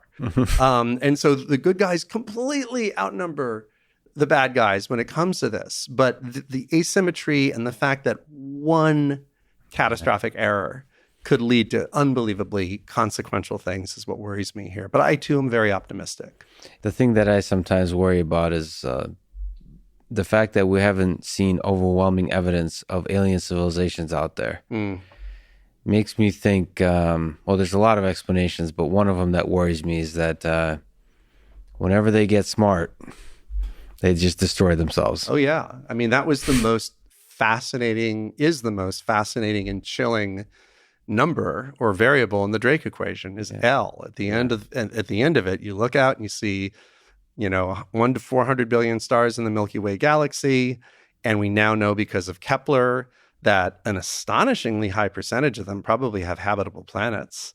And, so all the things that were unknowns when the Drake equation was originally written, like, how many stars have planets? Actually, back then in the 1960s, when the Drake equation came along, the consensus amongst astronomers was that it would be a small minority of solar systems that had planets or stars. But now we know it's substantially all of them. How many of those stars have planets in the habitable zone? It's kind of looking like 20%. Like, oh my God. And so L, which is how long does a civilization, once it reaches technological competence, continues to last? Yeah. That's the doozy. And you're right. It's all too plausible to think that when a civilization reaches a level of sophistication that's probably just a decade or three in our future, the odds of it self-destructing just start mounting astronomically. No pun intended. My hope is that actually there is a lot of alien civilizations out there, and what they figure out in order to avoid the self-destruction, they need to turn off the thing that was useful, that used to be a feature, now became a bug, which is the desire to colonize, to conquer more land. There's probably ultra intelligent alien civilizations out there. They're just like chilling, like on the beach with a whatever your favorite alcohol beverage is, but like without sort of trying to conquer everything, just chilling out and maybe exploring in the realm of knowledge, but almost like appreciating existence for its own sake versus life as a progression of conquering of other life. Like this kind of predator-prey formulation that resulted in us humans perhaps is something we have to shed in order to survive. I don't know. Yeah, that is a very plausible solution to Fermi's paradox, and it's one that makes sense. When we look at our own lives and our own arc of technological, trajectory, it's very, very easy to imagine that in an intermediate future world of, flawless VR or flawless, whatever kind of simulation that we want to inhabit, it will just simply cease to be worthwhile to go out and expand our interstellar territory. But if we were going out and conquering interstellar territory, it wouldn't necessarily have to be predator or prey. I could imagine a benign but sophisticated intelligence saying, well, we're going to go to places that we can terraform. I'd use a different word than terra, obviously, but we can turn into habitable for our particular physiology, so long as that they don't house, intelligent sentient creatures that would suffer from our invasion. But it is easy to see a sophisticated, intelligent species evolving to the point where interstellar travel with its incalculable expense and physical hurdles just isn't worth it compared to what could be done, where one already is. So you talked about diagnostics at scale as a possible solution to future pandemics. What about another possible solution, which is kind of creating a backup copy? I'm actually now putting together an NAS for a backup for myself for the first time, taking backup of data seriously. But if we were to take the backup of human consciousness seriously and try to expand throughout the solar system and colonize other planets, do you think that's an interesting solution, one of many, for protecting human civilizations from self-destruction, sort of humans becoming a multiplanetary species? Oh, absolutely. I mean, I find it electrifying, first of all. So I've got a little bit of a personal bias. When I was a kid, I thought there was nothing cooler than rockets. I thought there was nothing cooler than NASA. I thought there was nothing cooler than people walking on the moon. And as I grew up, I thought there was nothing more tragic than the fact that we went from walking on the moon to, at best, getting to something like suborbital altitude. And I found that more and more depressing with the passage of decades at just the colossal expense of, manned space travel and the fact that it seemed that we were unlikely to ever get back to the moon, let alone Mars. So I have a boundless appreciation for Elon Musk for many reasons, but the fact that he has put Mars on the credible agenda is one of the things that I appreciate immensely. So there's just this sort of space nerd in me that just says, God, that's cool. But on a more practical level, we were talking about, potentially inhabiting planets that aren't our own. And we're thinking about a benign civilization that would do that in planetary circumstances where we're not causing other conscious systems to suffer.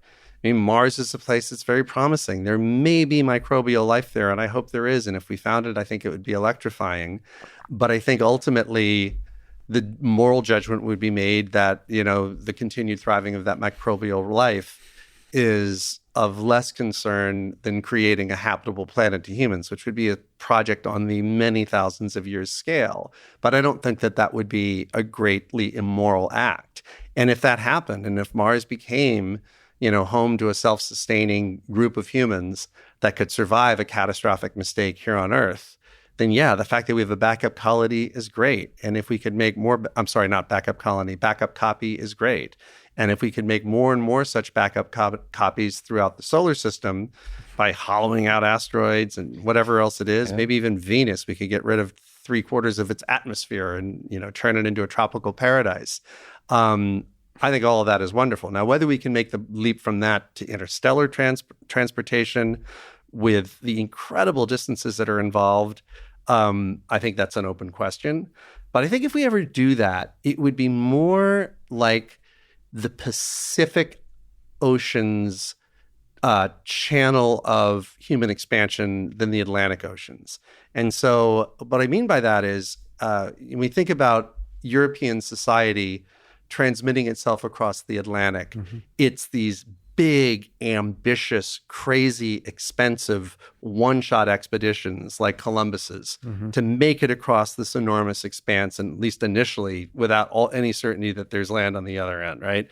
So that's kind of how I view our space program, is like big, very conscious, deliberate efforts to get from point A to point B.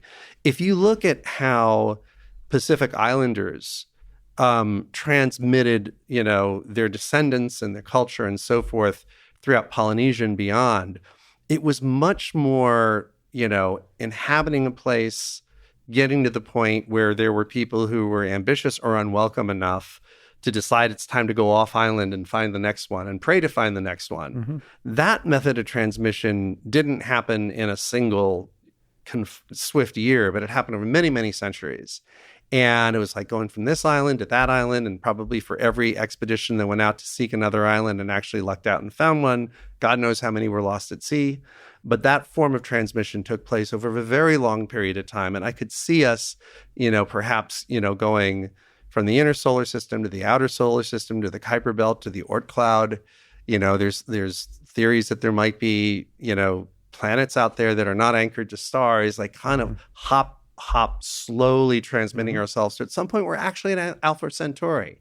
But I think that kind of backup copy and transmission of our physical presence and our culture to a diversity of, extraterrestrial outposts is a really exciting idea. I really never thought about that, because I have thought, my thinking about space exploration has been very Atlantic Ocean centric, in the sense that there will be one program with NASA and maybe private, Elon Musk, SpaceX, or Jeff Bezos, and so on.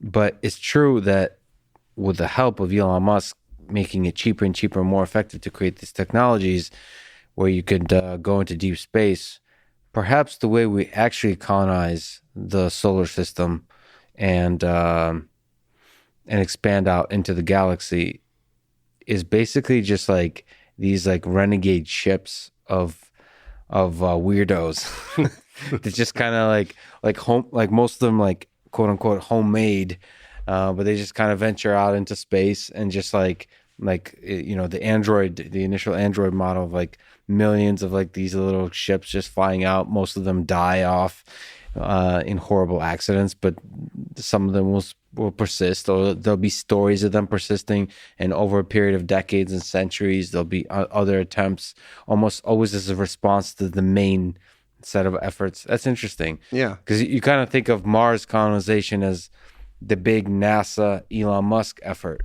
of a big colony, but maybe the successful one would be, like a decade after that, there'll be like a ship from like some high school kid who gets together a large team and does something probably illegal and launches something where they end up actually persisting quite a bit, and from that learning lessons that nobody ever gave permission for, but somehow actually flourish, and then take that into the scale of centuries forward into the rest of space. That's really interesting. Yeah, I think the giant steps are likely to be NASA-like efforts. Like there is no intermediate rock. Well, I guess it's the moon, but even getting to the moon ain't that easy between us and Mars, right? So like the giant steps, the big hubs, like the O'Hare airports of the future, probably will be very deliberate efforts. But then, you would have, I think, that kind of diffusion as space travel becomes more democratized and more capable. You'll have this sort of natural diffusion of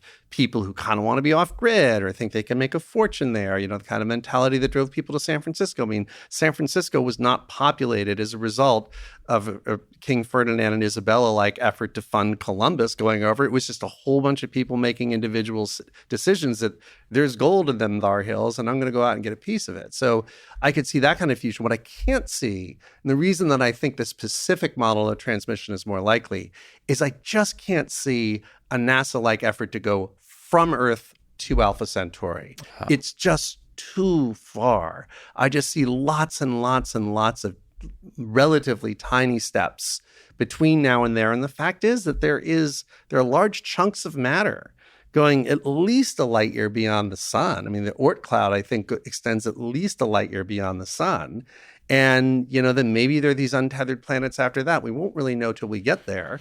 And if our Oort cloud goes out a light year and Alpha Centauri's Oort cloud goes out a light year, you've already cut in half the distance, so who knows? But yeah. One of the possibilities, probably the cheapest and most effective way to create interesting interstellar spacecraft is ones that are powered and driven by AI. And you could think of, here's where you have high school students be able to build a sort of a HAL 9000 version the modern version of that.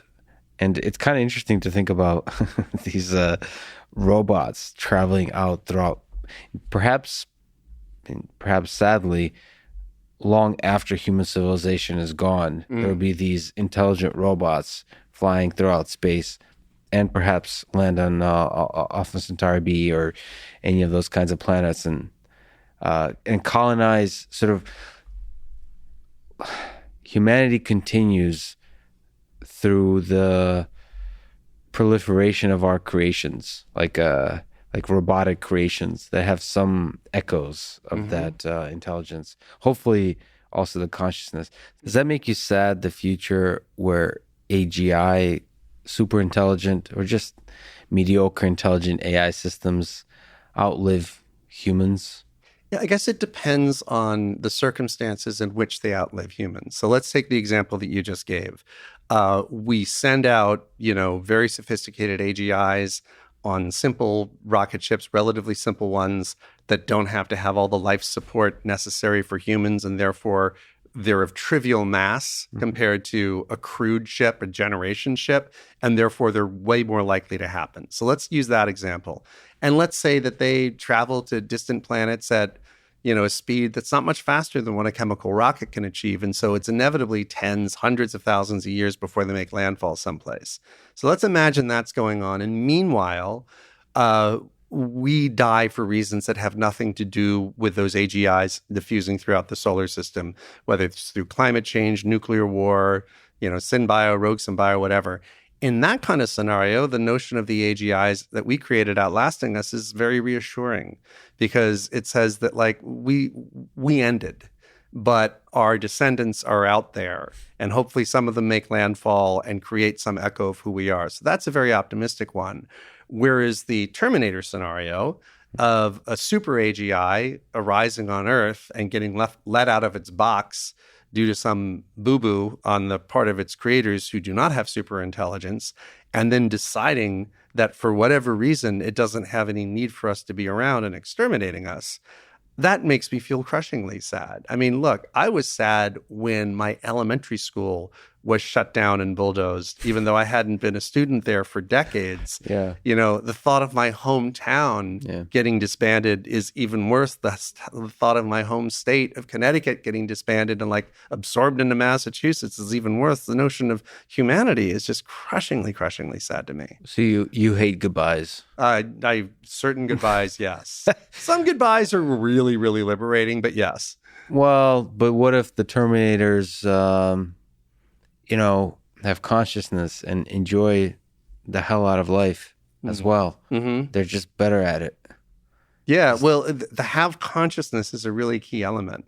And so there's no reason to be certain that a superintelligence would have consciousness. We don't know that factually at all. And so what is a very lonely outcome to me is the rise of a superintelligence that has a certain optimization function that it's either been programmed with or that arises in it emergently that says, hey, I want to do this thing for which humans are either an unacceptable risk, their presence is either an unacceptable risk, or they're just collateral damage. But there is no consciousness there. Then the idea of the light of consciousness being snuffed out by something that is very competent but has no consciousness is really, really sad. Yeah, but I tend to believe that it's almost impossible to create a super intelligent agent that can't destroy human civilization without it being conscious. It's like those are coupled.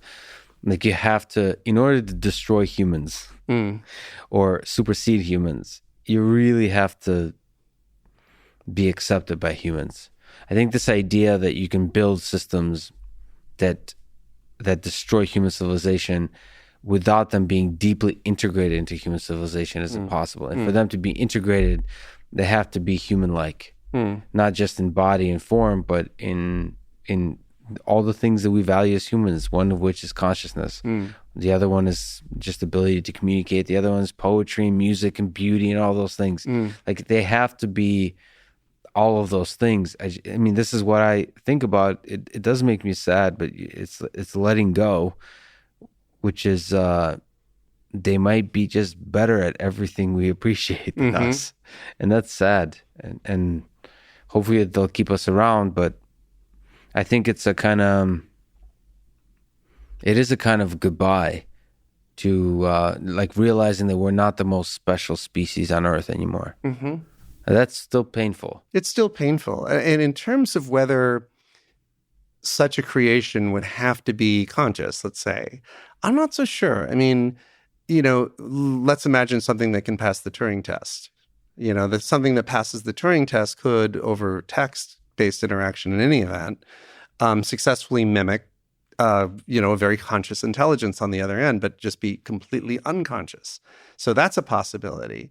And that if you take that up a radical step, which I think we can be permitted if we're thinking about superintelligence, you could have something that could reason its way through, this is my optimization function, and in order to get to it, I've got to deal with these messy, somewhat illogical things that are as intelligent in relation to me as they are intelligent in relation to ants. Mm-hmm. I can trick them, manipulate them, whatever. And I know the resources I need. I need this amount of power.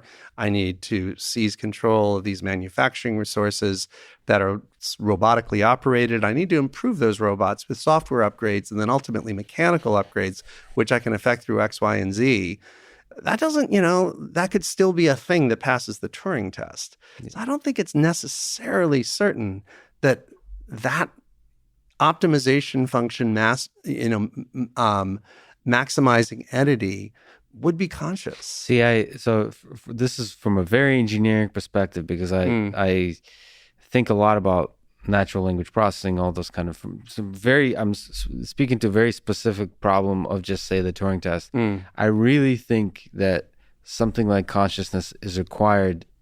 When you say reasoning, you're separating that from consciousness, but I think consciousness is part of reasoning in the sense that you will not be able to become super intelligent in the way that's required to be part of human society without having consciousness. Like, I really think it's impossible to separate the consciousness thing. But it's hard to define consciousness when you just use that word. But sure. Even just like the capacity, the way I think about consciousness is the important symptoms or maybe consequences of consciousness, one of which is the capacity to suffer. I think AI will need to be able to suffer in order to become super intelligent, to feel the pain, the uncertainty, the doubt. The other part of that is not just the suffering, but the ability to understand that it too is mortal, in the sense that it has a self-awareness about its presence in the world, understand that it's finite, and be terrified of that finiteness. I personally think that's a fundamental part of the human condition, is this fear of death that most of us construct an illusion around. But I think AI would need to be able to really have it part of its whole essence. Like every computation, every part of the thing that does both the perception and generates the behavior will have to have, I don't know how this is accomplished, but I believe it has to truly be terrified of death, truly have the capacity to suffer. And from that, something that would be recognized to us humans as consciousness would emerge. Whether it's the illusion of consciousness, I don't know. The point is, it looks a whole hell of a lot like consciousness to us humans. And I believe that AI, when you ask it, will also say that it is conscious, in the full sense that we say that we're conscious. Mm-hmm. And all of that, I think, is fully integrated. Like, you can't separate the two. The idea of the paperclip maximizer that sort of ultra rationally would be able to destroy all humans because it's really good at accomplishing a simple objective function that doesn't care about the value of humans. It may be possible, but the number of trajectories to that are far outnumbered by the trajectories that create something that is conscious, something that appreciative of beauty, creates beautiful things in the same way that humans can create beautiful things. And ultimately, like, the sad, destructive path for that AI would look a lot like just better humans than like these cold machines. And I would say, of course, the cold machines that lack consciousness, the philosophical zombies, make me sad. But also what makes me sad is just things that are far more powerful and smart and creative than us too. Because then then in the same way that Alpha Zero becoming a better chess player than the best of humans, even starting with Deep Blue, but really with Alpha Zero, that makes me sad too. One of the most beautiful games that humans ever created, that used to be seen as demonstrations of the intellect, which is chess and Go in other parts of the world, have been solved by AI. That makes me quite sad. And it feels like the progress of that is just pushing on forward. Oh, it makes me sad too. And to be perfectly clear, I absolutely believe that artificial consciousness is entirely possible. And it's not something I rule out at all. I mean, if you could get smart enough to have a perfect map of the neural structure and the neural states and the amount of neurotransmitters that are going between every synapse in a particular person's mind, could you replicate that in silico at some, reasonably distant, point in the future? Absolutely. And then you'd have a consciousness. I don't rule out the possibility of artificial consciousness in any way. What I'm less certain about is whether consciousness is a requirement for superintelligence pursuing a maximizing function of some sort. I don't feel the certitude that consciousness simply must be part of that. You had said, for it to coexist with human society, it would need to be consciousness. Could be entirely true, but it also could just exist orthogonally to human society. And it could also, upon attaining a superintelligence with a maximizing function very, very, very rapidly, because of the speed at which computing works compared to our own, meat-based minds, very, very rapidly make the decisions and calculations necessary to seize the reins of power before we even know what's going on. Yeah. I mean, kind of like biological viruses do. Yeah. They don't necessarily, they integrate themselves just fine with human society. Yeah. Technically, without consciousness. Without even being alive, technically by the standards of a lot of biologists. So this is a bit of a tangent, but you've talked with Sam Harris on that 4-hour special episode we mentioned. And I'm just curious to ask, because I use this meditation app. I've been using it for the past month to meditate. Is this something you've integrated as part of your life, meditation or fasting? Or has some of Sam Harris rubbed off on you in terms of his appreciation of meditation and just kind of from a third-person perspective, analyzing your own mind, consciousness, free will, and so on? I've tried it 3 separate times in my life, really made a concerted attack on meditation and integrating it into my life. One of them, the most extreme, was I took a class based on the work of Jon Kabat-Zinn, who is, in many ways, one of the founding people behind the mindful meditation movement. That required, part of the class was, it was a weekly class, and you were going to meditate an hour a day, every day. And having done that for, I think it was 10 weeks, it might have been 13, however long period of time was, at the end of it, it just didn't stick. As soon as it was over, I did not feel that gravitational pull. I did not feel the collapse in quality of life after wimping out on that project. And then the most recent one was actually with Sam's app. During the lockdown, I did make a pretty good and consistent, concerted effort to listen to his 10-minute meditation every day. And I've always fallen away from it. And I you're kind of interpreting, why did I personally do this? I do believe it was ultimately because it wasn't bringing me that, joy or inner peace or better competence at being me that I was hoping to get from it. Otherwise, I think I would have clung to it in the way that we cling to certain good habits. Like, I'm really good at flossing my teeth. Not that you were going to ask Lex, but that's one thing that defeats a lot of people. I'm good at that. See, Hermann Hesse, I think, I forget in which book, or maybe I forget where. I've read everything of his, so it's unclear where it came from. But he had this idea that anybody who truly achieves mastery in things will learn how to meditate in some way. So it could be that for you, the flossing of teeth is yet another little inkling of meditation. It doesn't have to be this very particular kind of meditation. Maybe podcasting, you have an amazing podcast, that could be meditation. The writing process is meditation. For me, there's a bunch of there's a bunch of mechanisms which take my mind into a very particular place that looks a whole lot like meditation. For example, when I've been running over the past couple of years, and especially when I listen to certain kinds of audiobooks, like I've listened to the Rise and Fall of the Third Reich. I've listened to a lot of sort of World War II, which at once, because I have a lot of family who's lost in World War II, and so much of the Soviet Union is grounded in the suffering of World War II, that somehow it connects me to my history, but also there's some kind of purifying aspect to thinking about how cruel, but at the same time how beautiful human nature could be.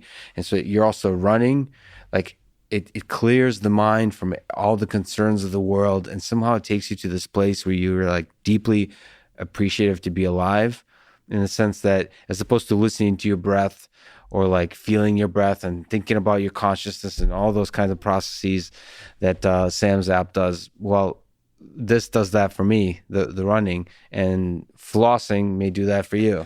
So maybe Herman Hesse is onto something. So I hope flossing is not my main form of expertise, although I am going to claim a certain expertise there, and I'm going to claim it rather. Somebody has to be the best flosser in the world. That ain't me. I'm just glad that I'm a consistent one. I mean, there are a lot of things that bring me into a flow state, and I think perhaps that's one reason why meditation isn't as necessary for me. I definitely enter a flow state when I'm writing. I definitely enter a flow state when I'm editing. I definitely enter a flow state when I'm mixing and mastering music. I enter a flow state when I'm doing heavy research to either prepare for a podcast or I'll also do tech investing, to make myself smart in a new field that is fairly alien to me. The hours can just melt away while I'm, reading this and watching that YouTube lecture and, going through this presentation and so forth. So maybe because there's a lot of things that bring me into a flow state in my normal weekly life, not daily, unfortunately, but certainly my normal weekly life, that I have less of an urge to meditate. Now, you've been working with Sam's app for about a month now, you said.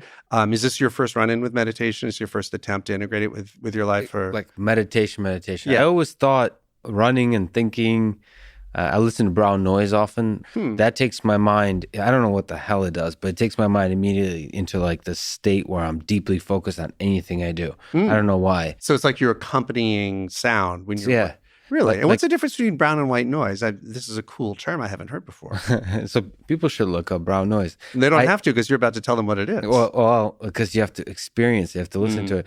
So I think white noise is this has to do with music. I think there's different colors. There's pink noise, and I think that has to do with like the frequencies. Like the white noise is usually less bassy. Brown noise is very bassy. So it's more like versus like shh. Like the if that makes sense. So it there's like a deepness to it. I think everyone is different, but for me, it was when I was a research scientist at MIT, when I would, especially when there's a lot of students around, I remember just being annoyed at the noise of people talking.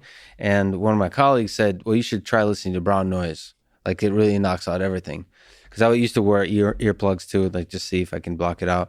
And when the moment I put it on, it's as if my mind was waiting all these years to hear that sound. Everything just focused in.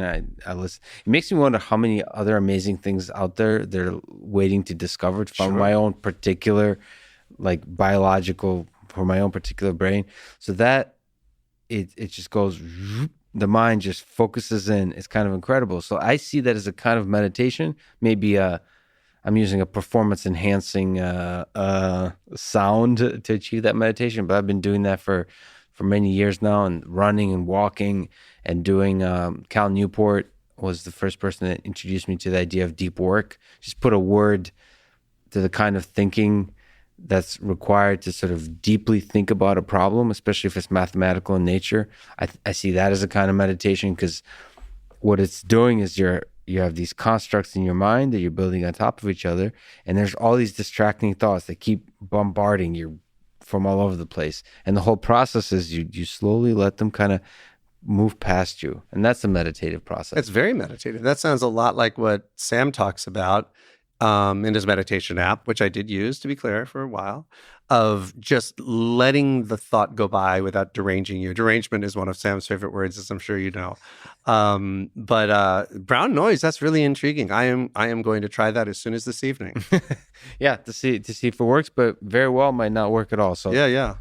I think the interesting point is, and the same with the fasting and the diet, is I long ago stopped trusting experts, or maybe taking the word of experts as the gospel truth, and only using it as an inspiration to try something, to try thoroughly something. So fasting was one of the things when I first discovered. I've been many times eating just once a day. So that's a 24-hour fast. It makes me feel amazing. And at the same time, eating only meat, putting ethical concerns aside, makes me feel amazing. I don't know why. It doesn't. The point is to be an N of one scientist until nutrition science becomes a real science, to where it's doing like studies that deeply understand the biology underlying all of it, and also does real thorough long-term studies of thousands, if not millions, of people versus a very like small studies that are kind of generalizing from very noisy data and all those kinds of things where you can't control all the elements.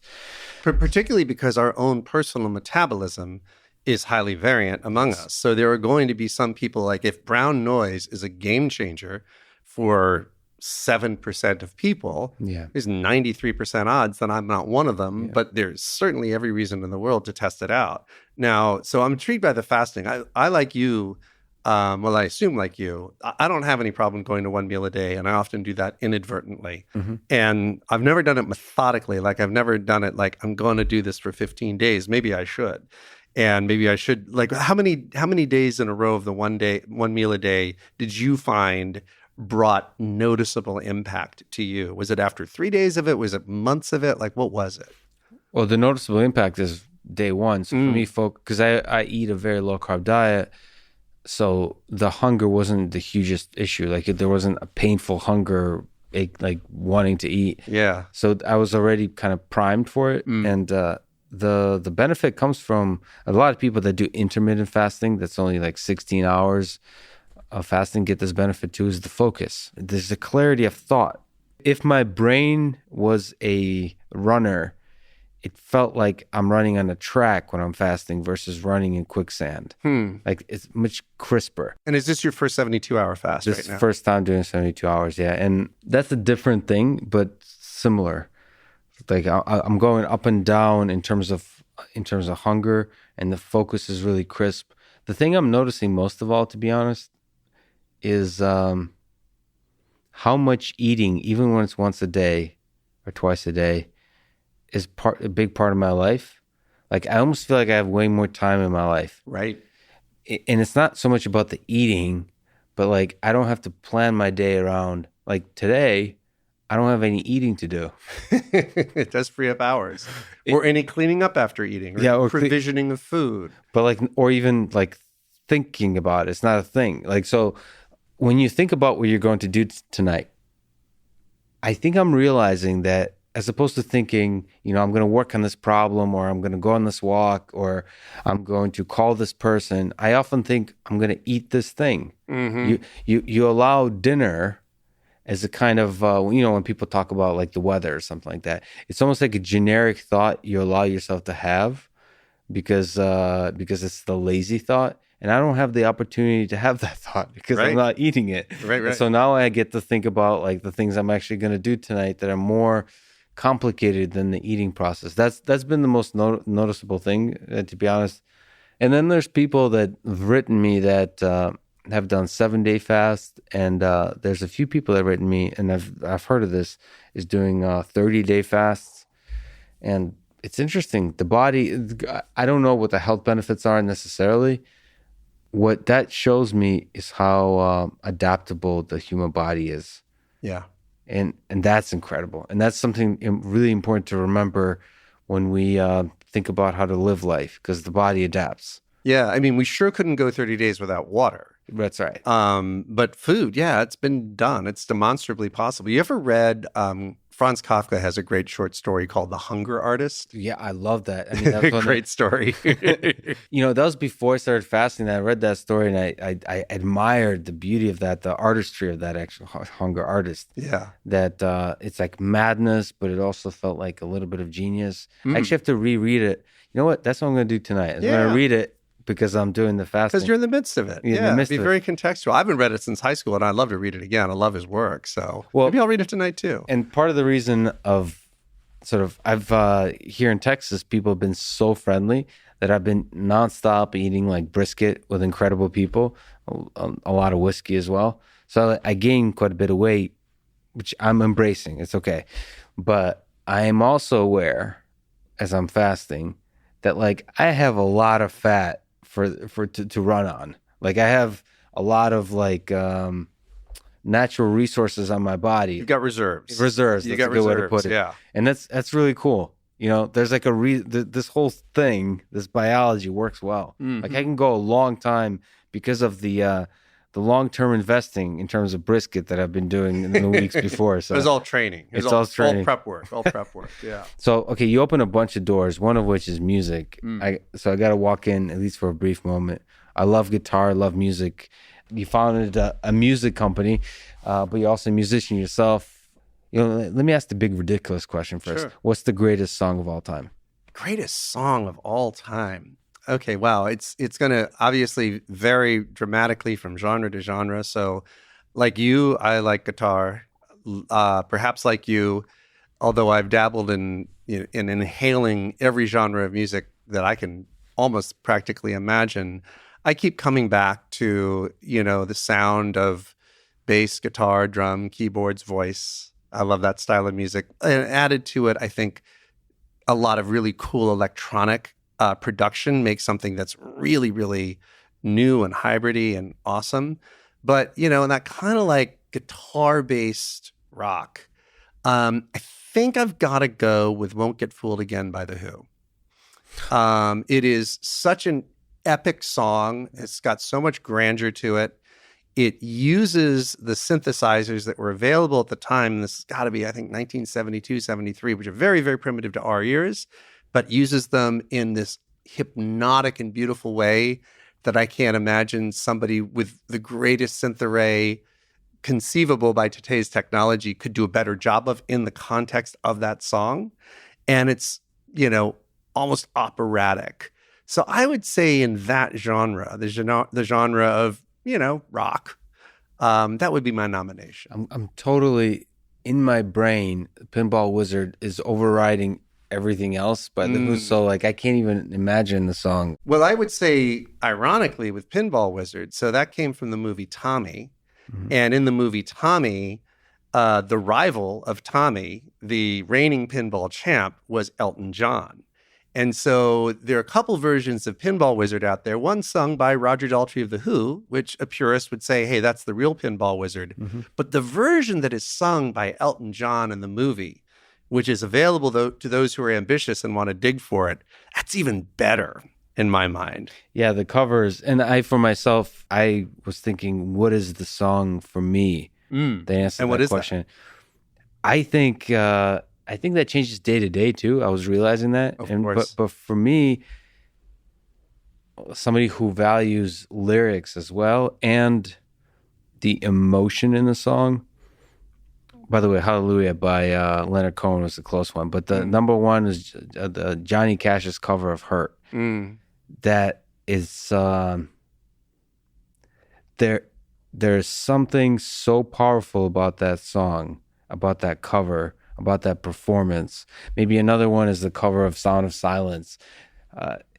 Maybe there's something about covers for me. So whose cover sounds, because Simon and Garfunkel, I think, did the original recording of that, right? Yeah. So which cover is it that? There's a cover by Disturbed. It's a metal band, which is so interesting because I'm really not into that kind of metal, but he does a pure vocal performance. So he's not doing a metal performance. I would say is one of the greatest. People should see it. It's like 400 million views or something like that. It's probably the greatest live vocal performance I've ever heard. is Disturbed covering Sound of Silence. I'll listen to it as soon as I get home. And that song came to life to me in a way that Simon and Garfunkel never did. There was no, for me with Simon and Garfunkel, there's not a pain, there's not an anger, there's not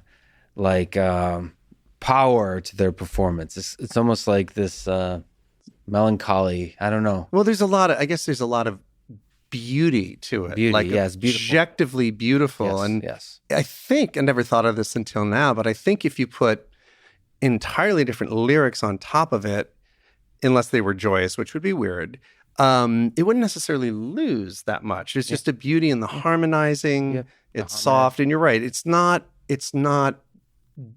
dripping with emotion. Right. The vocal performance is not dripping with emotion. It's dripping with harmonizing, technical harmonizing brilliance and beauty.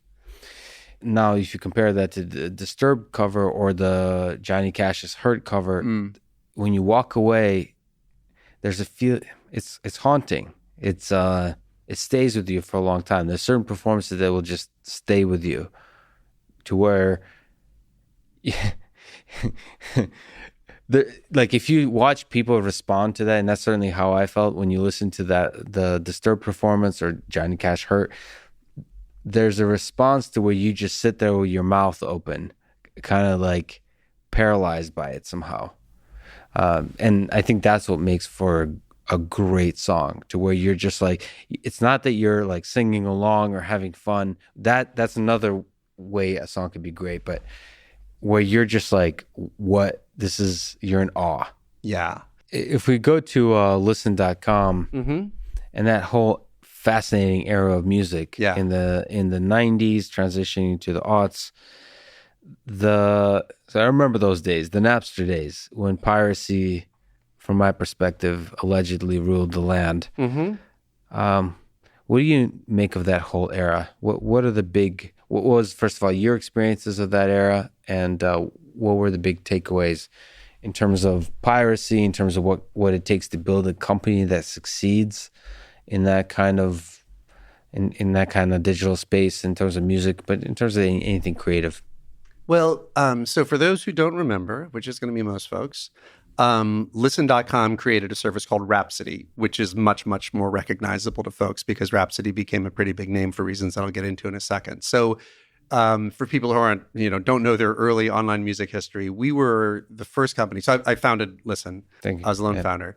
And Rhapsody we were the first service to get full catalog licenses from all the major music labels in order to distribute their music online. And we specifically did it through a mechanism which at the time struck people as exotic and bizarre and kind of incomprehensible, which was unlimited on-demand streaming, which of course now, it's a model that's been, appropriated by Spotify and Apple and many, many others. So we were a pioneer on that front.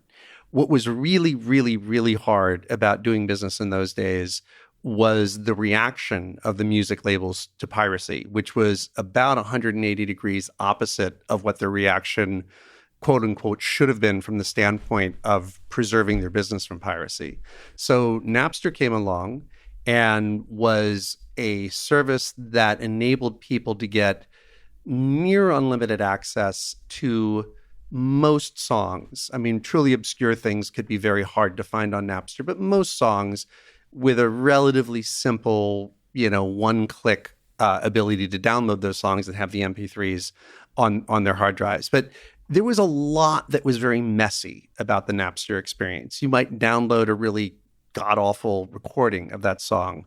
You may download a recording that actually wasn't that song, with some prankster putting it up to sort of mess with people. You could struggle to find the song that you're looking for. You could end up finding yourself connected. It was peer-to-peer. You might randomly find yourself connected to somebody in Bulgaria. It doesn't have a very good internet connection, so you might wait 19 minutes only for it to snap, et cetera, et cetera. And our argument let's start with how that hit the music labels. The music labels had been in a very, very comfortable position for many, many decades of essentially, having monopoly, being the monopoly providers of a certain subset of artists. Any given label was a monopoly provider of the artists and the recordings that they owned. And they could sell it at what turned out to be tremendously favorable rates. In the late era of the CD, You were talking close to $20 for a compact disc that might have one song that you were crazy about and simply needed to own that might actually be glued to 17 other songs that you found to be sheer crap. And so the music industry had used the fact that it had this unbelievable leverage and profound pricing power to really get music lovers to the point that they felt very, very misused by the entire situation. Now along comes Napster, and music sales start getting gutted with extreme rapidity. And the reaction of the music industry to that was one of shock and absolute fury, which is understandable. Industries do get gutted all the time, but I struggle to think of an analog of an industry that got gutted that rapidly. We could say that passenger train service certainly got gutted by airlines, but that was a process that took place over decades and decades and decades. It wasn't something that happened, really started showing up in the numbers in a single-digit number of months and started looking like an existential threat within a year or two. So the music industry is quite understandably in a state of shock and fury. I don't blame them for that. But then their reaction was catastrophic, both for themselves and almost for people like us who were trying to do, the cowboy in the white hat thing. So our response to the music industry was, look, what you need to do to fight piracy, you can't put the genie back in the bottle. You can't switch off the internet. Even if you all shut your eyes and wish very, very, very hard, the internet is not going away. And these peer-to-peer technologies are genies out of the bottle. And if you whatever you do, don't shut down Napster, because if you do, suddenly that technology is going to splinter into 30 different nodes that you'll never, ever be able to shut off. What we suggested to them is look, what you want to do is to create a massively better experience to piracy, something that's way better, that you sell at a completely reasonable price. And this is what it is. Don't just give people access to that very limited number of songs that they happen to have acquired and paid for or pirated and have on their hard drive. Give them access to all of the music in the world for a simple low price. And obviously that doesn't sound like a crazy suggestion, I don't think, to anybody's ears today, because that is how the majority of music is now being consumed online. But in doing that, you're going to create a much, much better option to this kind of crappy, kind of rickety, kind of, buggy process of acquiring MP3s. Now, unfortunately, the music industry was so angry about Napster and so forth that for essentially 3.5 years, they folded their arms, stamped their feet, and boycotted the internet. So they basically gave people who were fervently passionate about music and were digitally modern, they gave them basically one choice. If you want to have access to digital music, we, the music industry, insist that you steal it, because we are not going to sell it to you. So what that did is it made an entire generation of people morally comfortable with swiping the music, because they felt quite pragmatically, well, they're not giving me any choice here. It's like a 20-year-old violating the 21 drinking age. If they do that, they're not going to feel like felons. They're going to be like, this is an unreasonable law and I'm skirting it, right? So they make a whole generation of people morally comfortable with swiping music, but also technically adept at it. And when they did shut down Napster and kind of even trickier tools and tweakier tools like Kazaa and so forth came along, people just figured out how to do it. So by the time they finally, grudgingly, it took years, allowed us to release this experience that we were quite convinced would be better than piracy, we had this enormous hole had been dug where lots of people said music is a thing that is free and that's morally okay and I know how to get it.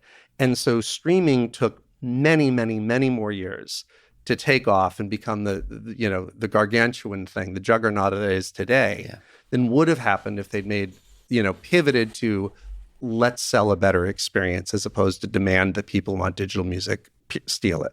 Like, what lessons do we draw from that? Because we're probably in the midst of living through a bunch of similar situations in different domains currently. We just don't know. There's a lot of things in this world that are really painful.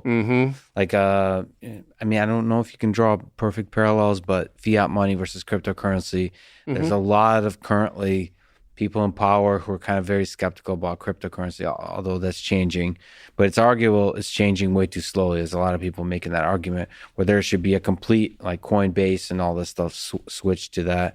There's a lot of other domains that where a pivot, like if you pivot now, you're going to win big, but you don't pivot because you're stubborn.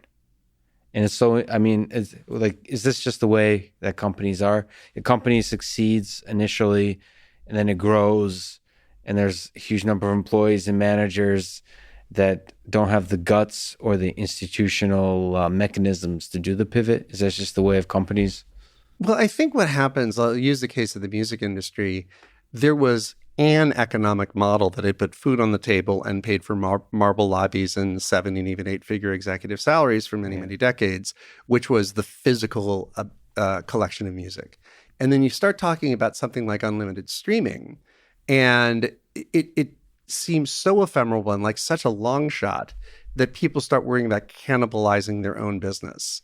And they lose sight of the fact that something illicit is cannibalizing their business at an extraordinarily fast rate. And so if they don't do it themselves, they're doomed. I mean, we used to put slides in front of these folks. This is really funny, where we said, okay, let's assume Rhapsody, we want it to be $9.99 a month, and we want it to be 12 months. So it's $120 a year from the budget of a music lover.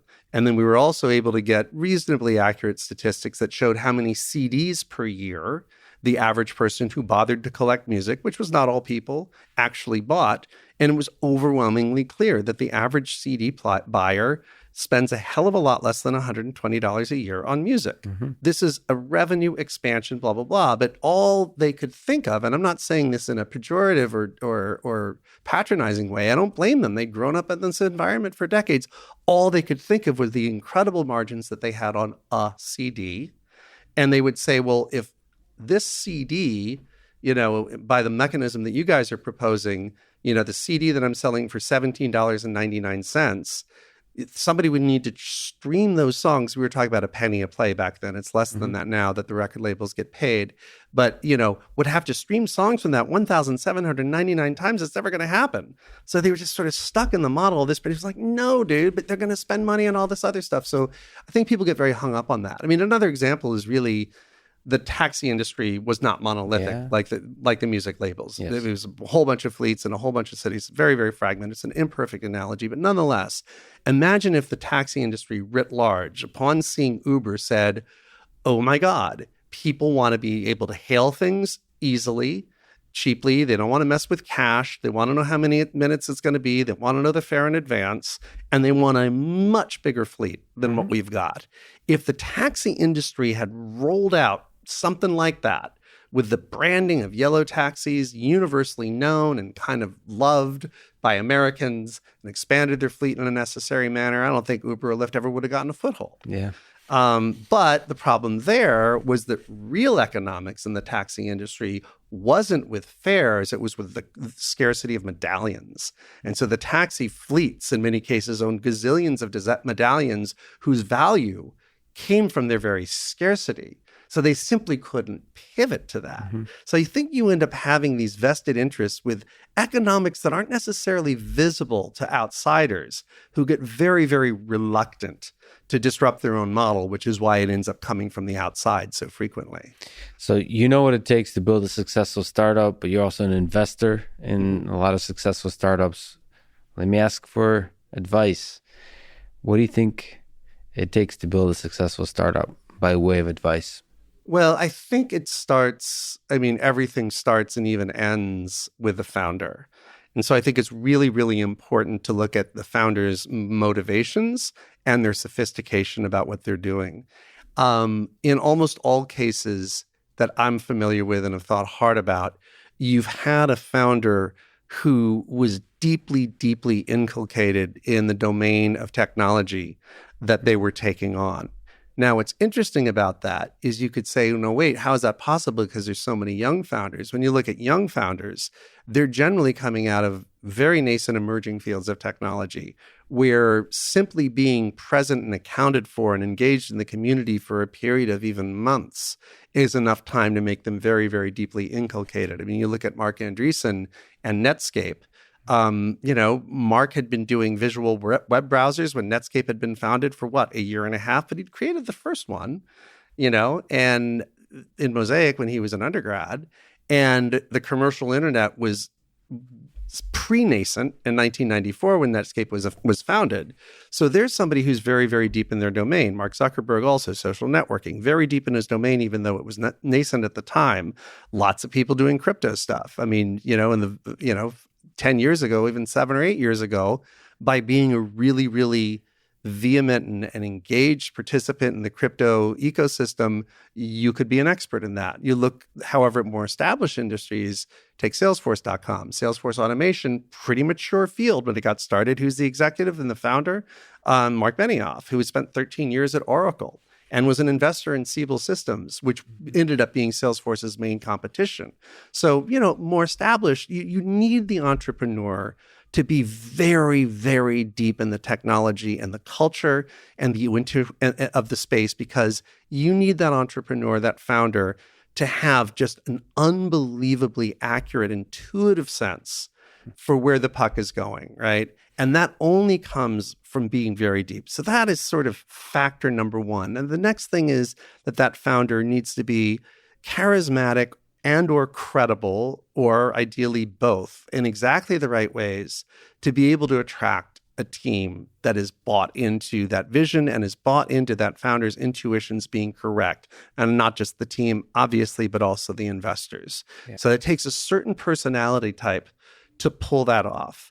Then the next thing, I'm still talking about a founder, is a relentlessness and indeed a monomania to put this above things that might rationally, should perhaps rationally supersede it for a period of time, to just relentlessly pivot when pivoting is called for. And it's always called for. I mean, think of even very successful companies. Like, how many times did Facebook pivot? Newsfeed was something that was completely alien to the original version of Facebook and came foundationally important. How many times did Google? How many times did how many times has Apple pivoted? That founder energy and DNA, when the founder moves on, the DNA that's been inculcated with a company has to have that relentlessness and that ability to pivot and pivot and pivot without, being worried about sacred cows. And then the last thing I'll say about the founder before I get to the rest of the team, and that'll be mercifully brief, is the founder has to be obviously a really great hirer, but just important, a very good firer. And firing is a horrific experience for both people involved in it. It is a wrenching emotional experience. And being good at realizing when this particular person is damaging the interests of the company and the team and the shareholders, and, having the intestinal fortitude to have that conversation and make it happen is something that most people don't have in them. And it's something that needs to be developed in most people, or maybe some people have it naturally. But without that ability, that will take an A+ organization into B- range very, very quickly. And so that's all what needs to be present in the founder. Can I just say, sure, how damn good you are, Rob? That was brilliant. The one thing that was really surprising to me is having a deep technical knowledge. Because I think the way you expressed it, which is that allows you to be really honest with the capabilities of what's possible. Like, of course, you're often trying to do the impossible, but in order to do the impossible, you have to be quote unquote impossible. But you have to be honest with what is actually possible. And it doesn't necessarily have to be the technical competence. It's got to be, in my view, just a complete immersion in that emerging market. And so I can imagine there are a couple people out there who have started really good crypto projects who themselves aren't writing the code, but they're immersed in the culture, and through the culture and a deep understanding of what's happening and what's not happening, they can get a good intuition of what's possible. But the very first hire Great way to solve that is to have a technical co-founder, and dual founder companies have become extremely common for that reason.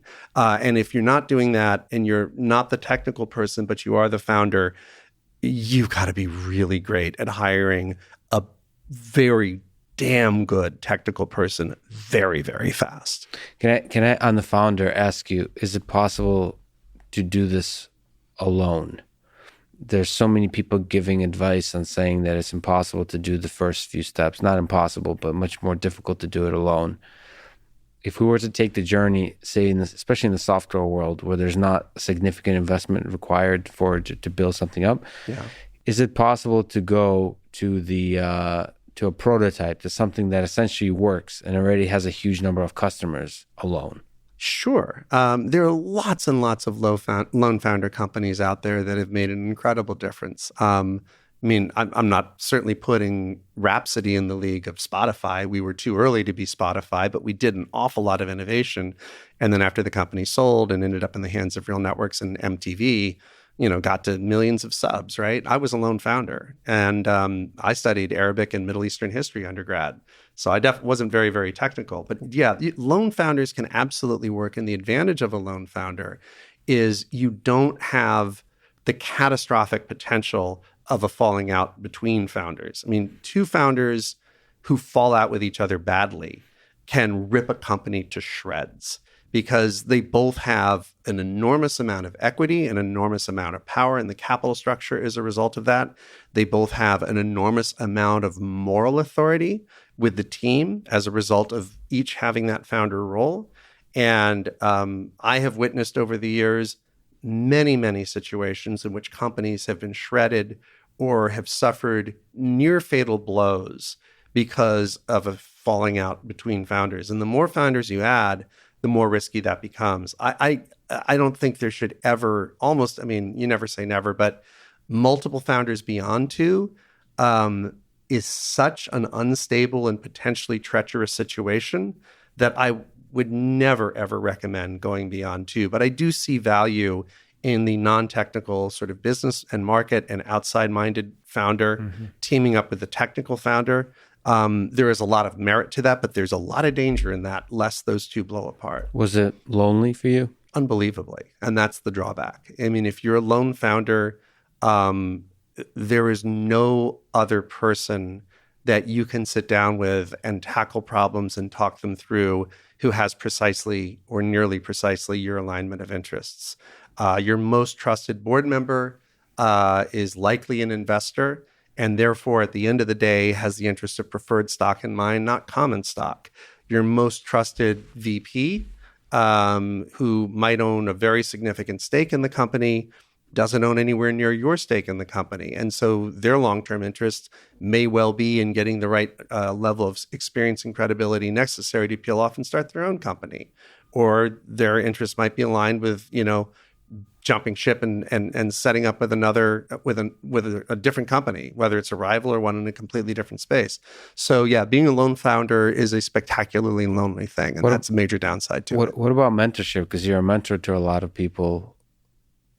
Can you find an alleviation to that loneliness in the space of ideas with a good mentor? With a good mentor, like a mentor who's mentoring you? Yeah. Yeah, you can a great deal, particularly if it's somebody who's been through this very process and has navigated it successfully and cares enough about you and your well-being to give you, beautifully unvarnished advice. That can be a huge, huge thing. That can assuage things a great deal. And I had a board member who was not an investor, who basically played that role for me to a great degree. He came in maybe halfway through the company's history, though. I would have needed that the most in the very earliest days. Yeah, the loneliness, that's the whole journey of life. We're always alone together.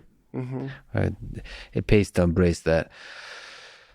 You were saying that there might be something outside of the founder that's also that you were promising to be brief on. Yeah, okay, so we talked about the founder. You were asking what makes a great startup. Yes. And great founder is thing number one, but then thing number two, and it's ginormous, is a great team. And so I said so much about the founder because one hopes or one believes that a founder who is a great hirer is going to be hiring people in charge of critical functions like engineering and marketing and biz dev and sales and so forth, who themselves are great hirers. But what needs to radiate from the founder into the team that might be a little bit different from what's in the gene code of the founder? The team needs to be fully bought in to the intuitions and the vision of the founder. Great, we've got that.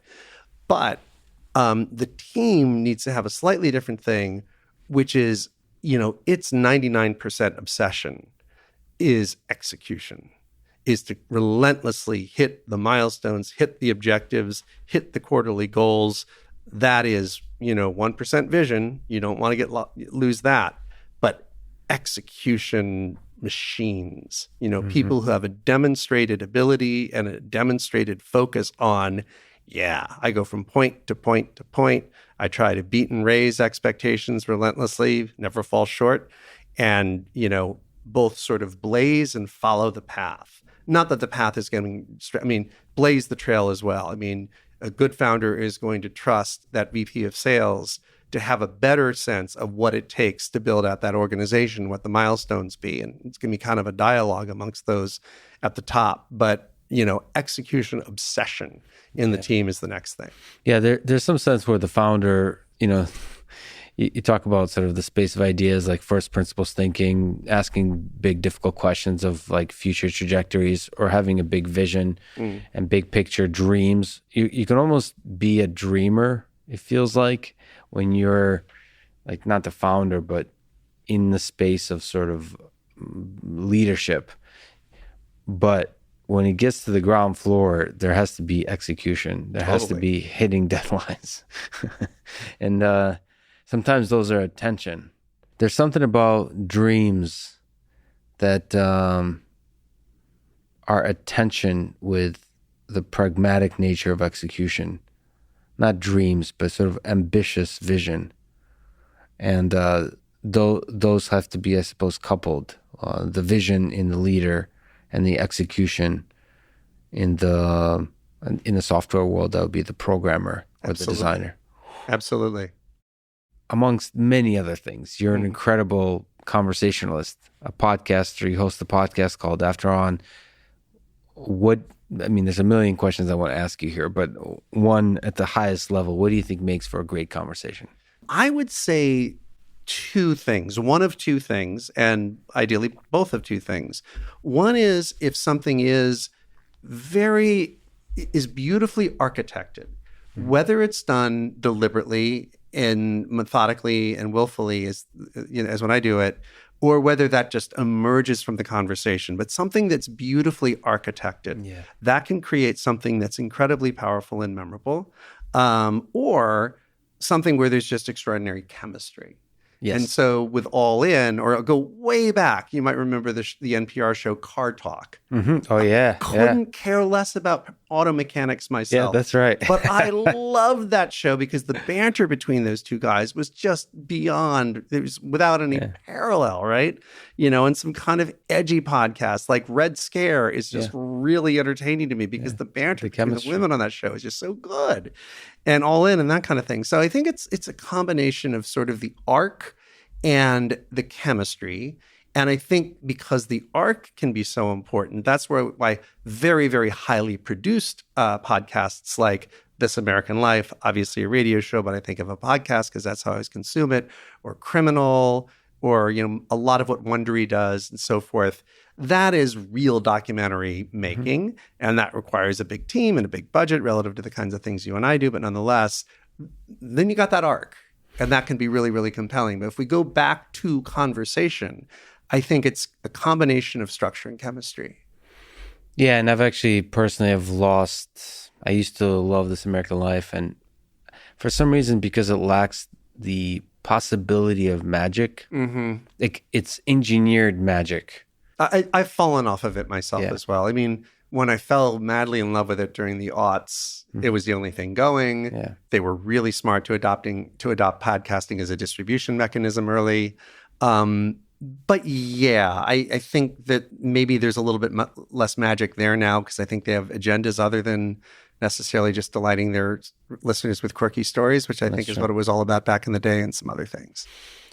is there like a memorable conversation that you've had on the podcast, whether it was because it was wild and fun or one that was exceptionally challenging, maybe challenging to prepare for, that kind of thing? Is there something that stands out in your mind that's you can draw an insight from? Yeah, I mean, and this no way diminishes the episodes that will not be the answer to these two questions. Exactly. But an example of something that was really, really challenging to prepare for was George Church. So as I'm sure you know, and as I'm sure many of your listeners know, he is one of the absolute leading lights in the field of synthetic biology. He's also unbelievably prolific. His lab is large and has all kinds of efforts have spun out of that. And what I wanted to make my George Church episode about was, first of all, grounding people into what is this thing called synbio. And that required me to learn a hell of a lot more about synbio than I knew going into it. So there was just this very broad, I mean, I knew much more than the average person going into that episode, but there was this incredible breadth of grounding that I needed to give myself in the domain. And then George does so many interesting things. There's so many interesting things emitting from his lab that, and he and I had a really good dialogue. He was a great guide going into it. Winnowing it down to the 3 to 4 that I really wanted us to focus on to create a sense of wonder and magic in the listener of what could be possible from this very broad spectrum domain. That was a doozy of a challenge. That was a tough one to prepare for. Now, in terms of something that was just wild and fun and unexpected, I mean, by the time we sat down to interview, I knew where we were going to go, but just in terms of the idea space, Don Hoffman. Oh, wow. Yeah. So Don Hoffman, as again, some listeners probably know, because I think I was the first podcaster to interview him. I'm sure some of your listeners are familiar with him, but he has this unbelievably contrarian take on the nature of reality. But it is contrarian in a way that all the ideas are highly internally consistent and snap together in a way that's just delightful. Yeah. And it seems as radically violating of our intuitions and as radically violating of the probable nature of reality as anything that one can encounter. But an analogy that he uses, which is very powerful, which is, what intuition could possibly be more powerful than the notion that there is a single unitary direction called down? And we're on this big flat thing for which there is a thing called down. And we all know that, I mean, that's the most intuitive thing that one could probably think of. And we all know that ain't true.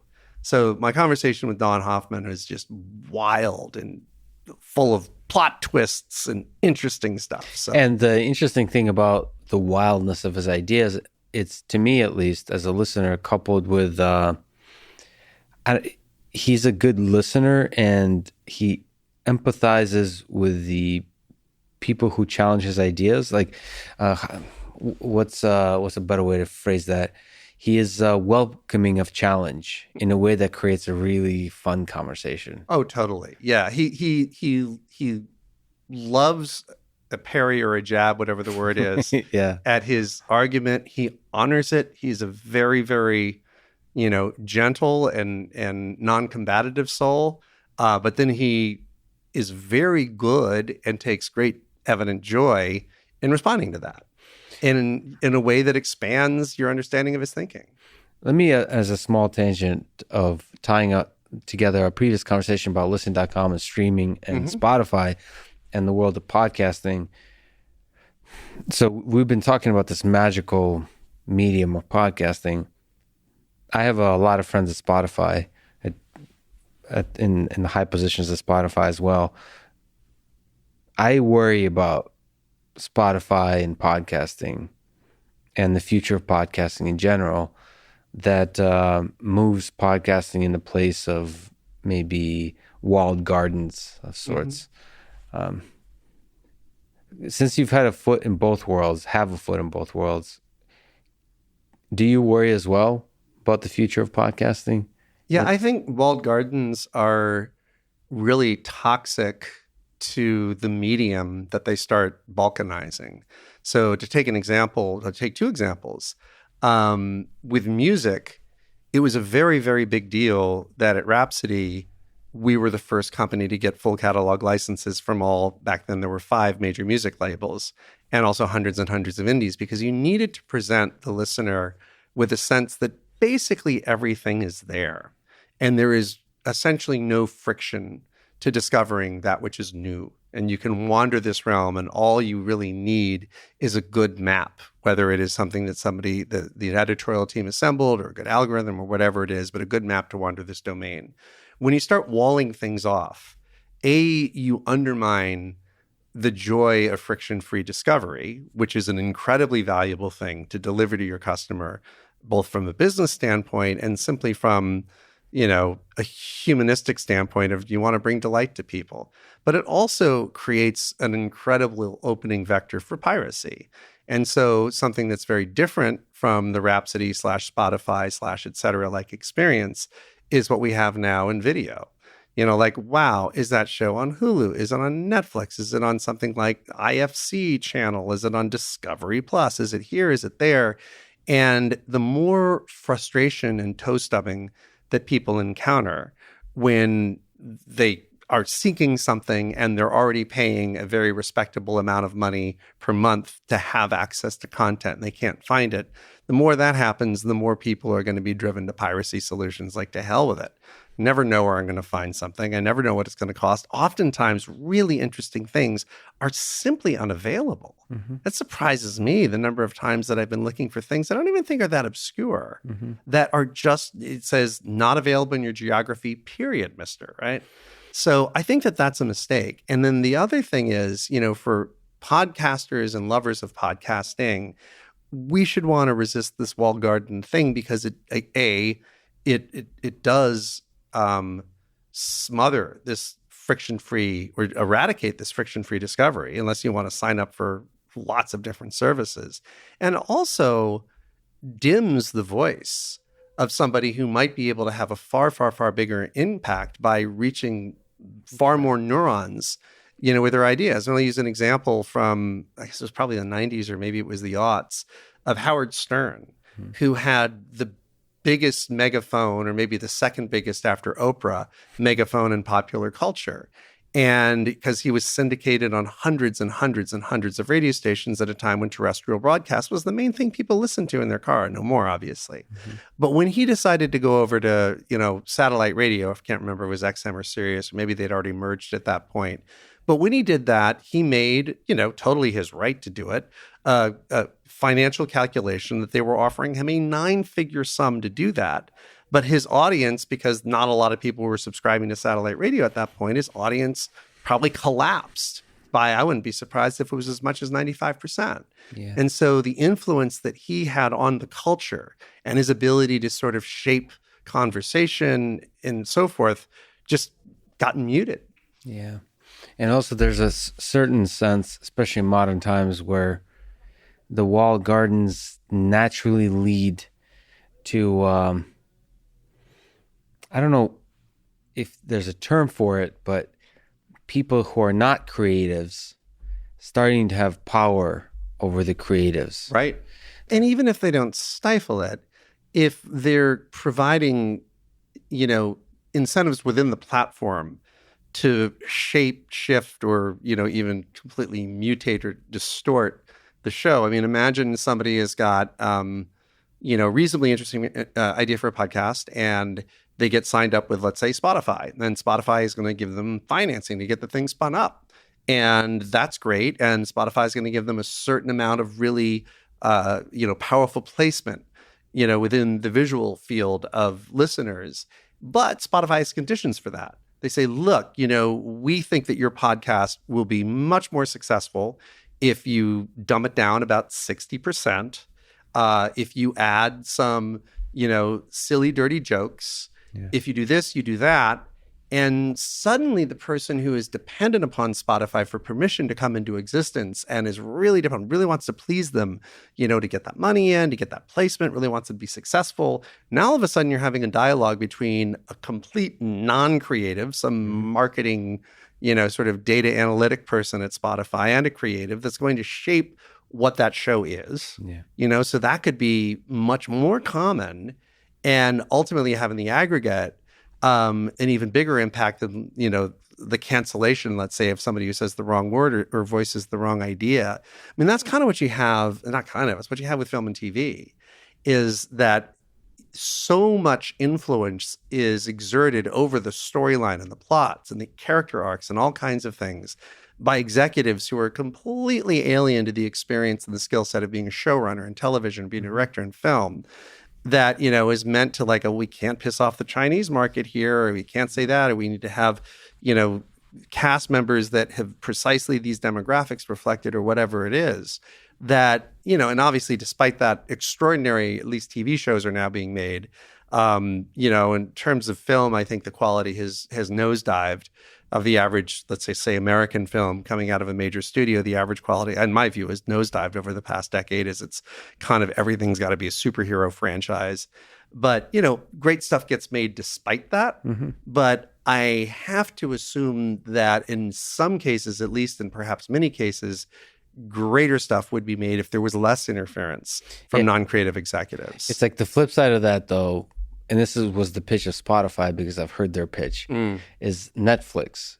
From everybody I've heard that I've spoken with about Netflix, is they actually empower the creator. I don't know what the heck they do, but they do a good job of giving creators, even the crazy ones, like Tim Dillon, like Joe Rogan, like comedians, freedom to be their crazy selves. And the result is like some of the greatest television, some of the greatest cinema, whatever you call it, ever made. True. Right? And I don't know what the heck they're doing. It's a relative thing. From what I understand, it's a relative thing. They're interfering far, far, far less than, NBC or, AMC would have interfered. So it's a relative thing. And obviously, they're the ones writing the checks, and they're the ones giving the platform, so they have every right to their own influence. Yeah, obviously. But my understanding is they're relatively way more hands-off, and that has had a demonstrable effect, because I agree. Some of the greatest, produced video content of all time, an incredibly inordinate percentage of that is coming out from Netflix in just a few years, when the history of cinema goes back many, many decades. And Spotify wants to be that for podcasting, and I hope they do become that for podcasting, but I'm wearing my skeptical goggles or skeptical hat, whatever the heck it is, because it's not easy to do. And it requires letting go of power, giving power to the creatives. It requires pivoting, which large companies, even as innovative as Spotify is, still now a large company, pivoting into a whole new space is very tricky and difficult. So I'm skeptical but hopeful. Yeah.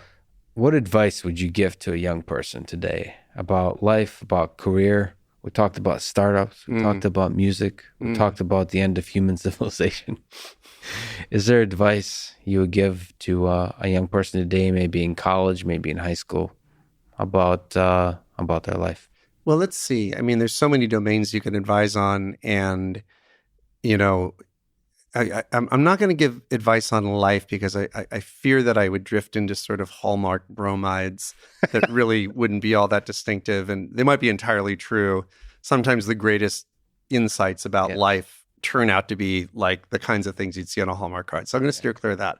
On a career level, one thing that I think is unintuitive but unbelievably powerful is to focus not necessarily on being in the top sliver of 1% in excelling at one domain that's important and valuable, but to think in terms of intersections of two domains, which are rare but valuable.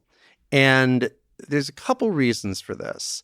The first is, in an incredibly competitive world that is so much more competitive than it was when I was coming out of school, radically more competitive than when I was coming out of school, to navigate your way to the absolute pinnacle of any domain. Let's say you want to be, really, really great at, Python, pick a language, whatever it is. You want to be one of the world's greatest Python developers, JavaScript, whatever your language is. Hopefully it's not Cobalt. But by the way, if you listen to this, I am actually looking for a Cobalt expert to interview, because I find language fascinating, and there's not many of them. So please, if you know a world expert in Cobalt or Fortran, but both actually, please, or if you are one, please email me. Yeah. So, I mean, if you're going out there and you want to be in the top sliver 1% of Python developers, it's a very, very difficult thing to do, particularly if you want to be number one in the world, something like that. And I'll use an analogy is I had a friend in college who was on a track and indeed succeeded at that to become an Olympic medalist in, I think it was 100-meter breaststroke. And he mortgaged a significant percentage of his sort of college life to that goal, or I should say dedicated or invested or whatever you wanted to say. But he didn't participate in a lot of the social, a lot of the late night, a lot of the this, a lot of the that, because he was training so much. And obviously he also wanted to keep up with his academics. And at the end of the day, story has a happy ending in that he did medal in that. Yeah, bronze, not gold, but holy cow, anybody who gets an Olympic medal, that's an extraordinary thing. And at that moment, he was, one of the top 3 people on earth at that thing. But wow, how hard to do that. How many thousands of other people went down that path and made similar sacrifices and didn't get there. It's very, very hard to do that. Whereas, I'll use a personal example. When I came out of business school, I went to a good business school and learned the things that were there to be learned. And I came out and I entered a world with lots of MBAs. Harvard Business School, by the way. Okay, yes, it was Harvard. It's true. You're the first person who went there who didn't say where you went, which is beautiful. I appreciate that. It's one of the greatest business schools in the world. It's a whole nother fascinating conversation about that world. But anyway, yes. But anyway, so I learned the things that you learn getting an MBA from a top program. And I entered a world that had hundreds of thousands of people who had MBAs. Probably hundreds of thousands who had them from, top 10 programs.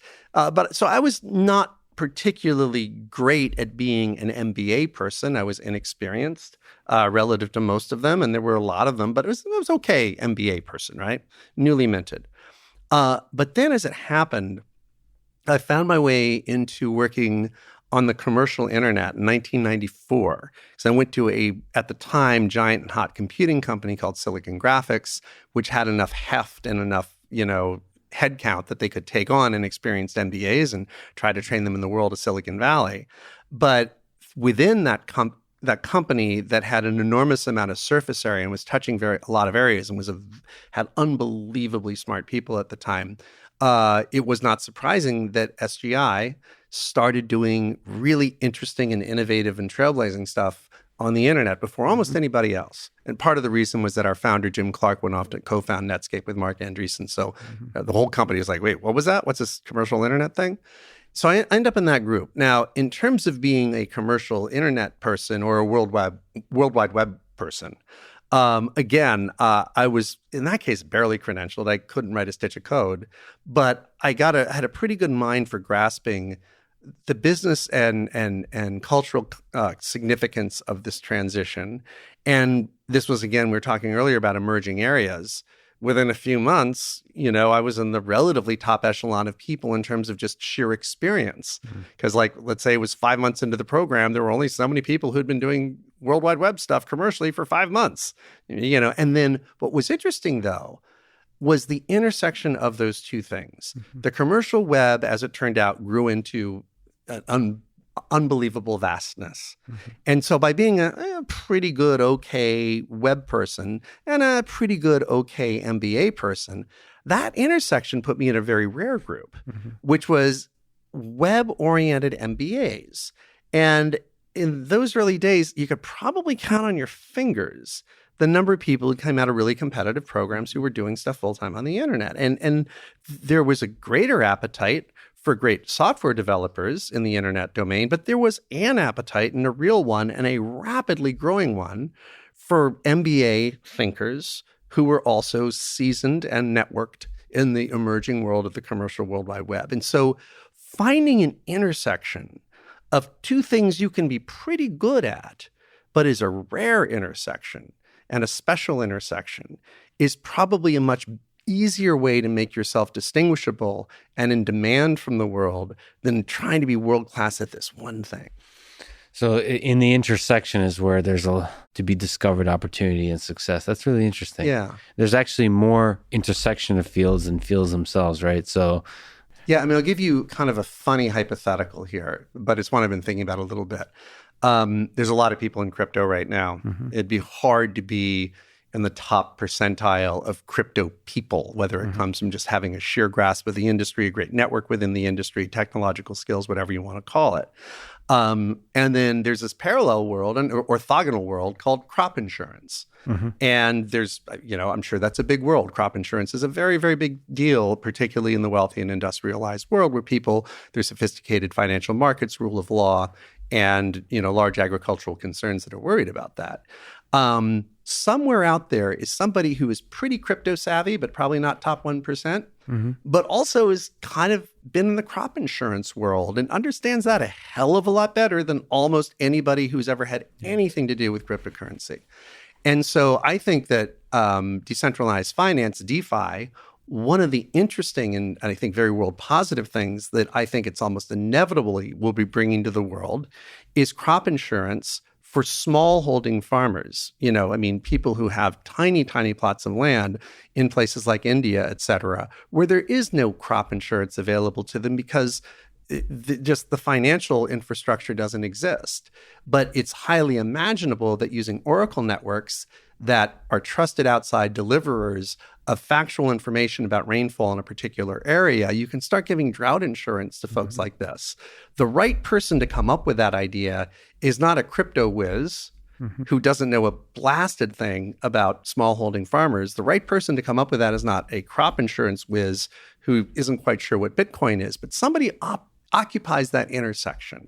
That's just one of gazillion examples of things that are going to come along for somebody who occupies the right intersection of skills, but isn't necessarily the number one person at either one of those expertises. That's making me kind of wonder about my own little things that I'm average at and seeing where the intersections that could be exploited. That's pretty profound. So we talked quite a bit about the end of the world and how we're both optimistic about us figuring our way out. Unfortunately, for now at least, both you and I are going to die one day, way too soon. First of all, that sucks. It does. One, I'd like to ask if you ponder your own mortality. How does that kind of, what kind of wisdom, insight does it give you about your own life? And broadly, do you think about your life and what the heck it's all about? Yeah, with respect to pondering mortality, I do try to do that as little as possible because there's not a lot I can do about it. But it's inevitably there. Yeah. And I think that what it does, when you think about it in the right way, is it makes you realize how unbelievably rare and precious the moments that we have here are, and therefore how consequential the decisions that we make about how to spend our time are. Do you do those 17 nagging emails, or do you have dinner with somebody who's really important to you who you haven't seen in 3.5 years? If you had an infinite expanse of time in front of you, you might well rationally conclude I'm going to do those emails because collectively they're rather important. And I have tens of thousands of years to catch up with my buddy Tim. But I think the scarcity of the time that we have helps us choose the right things if we're tuned to that. And we're attuned to the context that mortality puts over the consequence of every decision we make of how to spend our time. That doesn't mean that we're all very good at it. It doesn't mean I'm very good at it. But it does add a dimension of choice and significance to everything that we elect to do. It's kind of funny that you say you try to think about it as little as possible. I would venture to say you probably think about the end of human civilization more than you do about your own life. You're probably right. Because that feels like a problem that could be solved. Right. And whereas the end of my own life can't be solved. Well, I don't know. I mean, there's transhumanists who have incredible optimism about, near or intermediate future therapies that could really, really change human lifespan. I really hope that they're right, but I don't have a whole lot to add to that project because I'm not a life scientist myself. So I'm in part also afraid of immortality.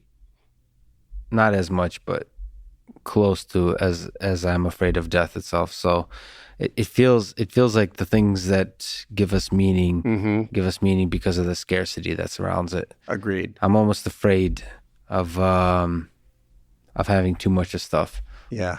That's Although if there was something that said this can expand your enjoyable well span or lifespan by 75 years, I'm all in. well, part of the reason I wanted to not do a startup, really the only thing that worries me about doing a startup is if it becomes successful, because of how much I dream, how much I'm driven to be successful, that there will not be enough silence in my life, enough scarcity to appreciate the moments I appreciate now as deeply as I appreciate them now. Like there's a simplicity to my life now that it feels like it might disappear with success.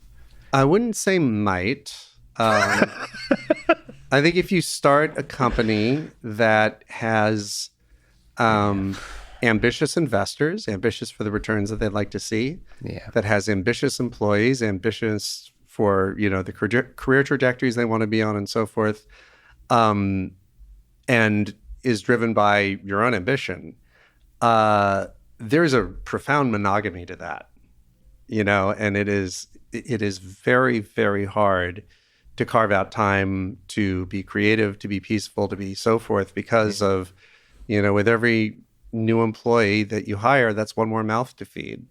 With every new investor that you take on, that's one more person to whom you really do want to deliver great returns. And as the valuation ticks up, the threshold to delivering great returns for your investors always rises. And so there is an extraordinary monogamy to being a founder CEO. Above all, for the first few years, and first in people's minds could be as many as 10 or 15. So, but I guess the fundamental calculation is whether the passion for the vision is greater than the cost you'll pay. Right. It's all opportunity cost. It's all opportunity cost And in terms of time and attention and experience. And some things, like I'm everyone's different, but I'm less calculating. Some things you just can't help. Sometimes you just dive in. Mm-hmm. Oh, yeah. I mean, you can do balance sheets all you want on this versus that, and what's the right. I mean, I've done it in the past, and it's never worked. It's always been like, okay, what's my gut screaming at me to do? Yeah. But about the meaning of life, you ever think about that? Yeah, I mean, this is where I'm going to go all hallmarking on you, but I think that, there's a few things, and, one of them is certainly love, and the love that we experience and feel and cause to well up in others is something that's just so profound and goes beyond almost anything else that we can do. And whether that is something that lies in the past, like maybe there was somebody that you were dating and loved very profoundly in college and haven't seen in years, I don't think the significance of that love is in any way diminished by the fact that it had a notional beginning and end. The fact is that you experienced that and you triggered that in somebody else, and that happened. And it doesn't have to be, certainly doesn't have to be love of romantic partners alone. It's family members. It's love between friends. It's love between creatures. I had a dog for 10 years who passed away a while ago, and experienced unbelievable love with her. It can be love of that which you create. And we were talking about the flow states that we enter, and the pride or lack of pride, or in the Minsky case, your hatred of that which you've done. But nonetheless, the creations that we make, and whether it's the love or the joy or the engagement or the perspective shift that cascades into other minds, I think that's a big, big, big part of the meaning of life. It's not something that everybody participates in necessarily, although I think we all do, at least in a very local level by, the example that we set, by the interactions that we have. But for people who create works that travel far and reach people they'll never meet, that reach countries they'll never visit, that reach people perhaps that come along and come across their ideas or their works or their stories or their aesthetic creations of other sorts long after they're dead. I think that's really, really big part of the fabric of the meaning of life. And, so all these things like, love and creation, I think really is what it's all about. And part of love is also the loss of it. There's a Louis episode with Louis C.K., which an old gentleman is giving him advice that this sometimes the sweetest parts of love is when you lose it and you remember it, sort of you reminisce on the loss of it. And there's some aspect in which, and I have many of those in my own life, that almost like the memories of it and the intensity of emotion you still feel about it is like the sweetest part. Is you're like, after saying goodbye, you relive it. So that goodbye is what is also a part of love. The loss of it is also a part of love. I don't know. It's back to that scarcity. I won't say the loss is the best part personally, but it definitely is an aspect of it. And, the grief you might feel about something that's gone makes you realize what a big deal it was. Yeah. Speaking of which, this particular journey we went on together come to an end. So I have to say goodbye, and I hate saying goodbye. Rob, this is truly an honor. I've really been a big fan. People should definitely check out your podcast. You're a master at what you do in the conversation space, in the writing space. It's been an incredible honor that you would show up here and spend this time with me. I really, really appreciate it. Well, it's been a huge honor to be here as well, and also a fan and have been for a long time. Thanks, Rob. Thanks for listening to this conversation with Rob Reid, and thank you to Athletic Greens, Belcampo, Fundrise, and NetSuite. Check them out in the description to support this podcast. And now, let me leave you with some words from Plato. We can easily forgive a child who's afraid of the dark. The real tragedy of life is when men are afraid of the light. Thank you for listening, and hope to see you next time.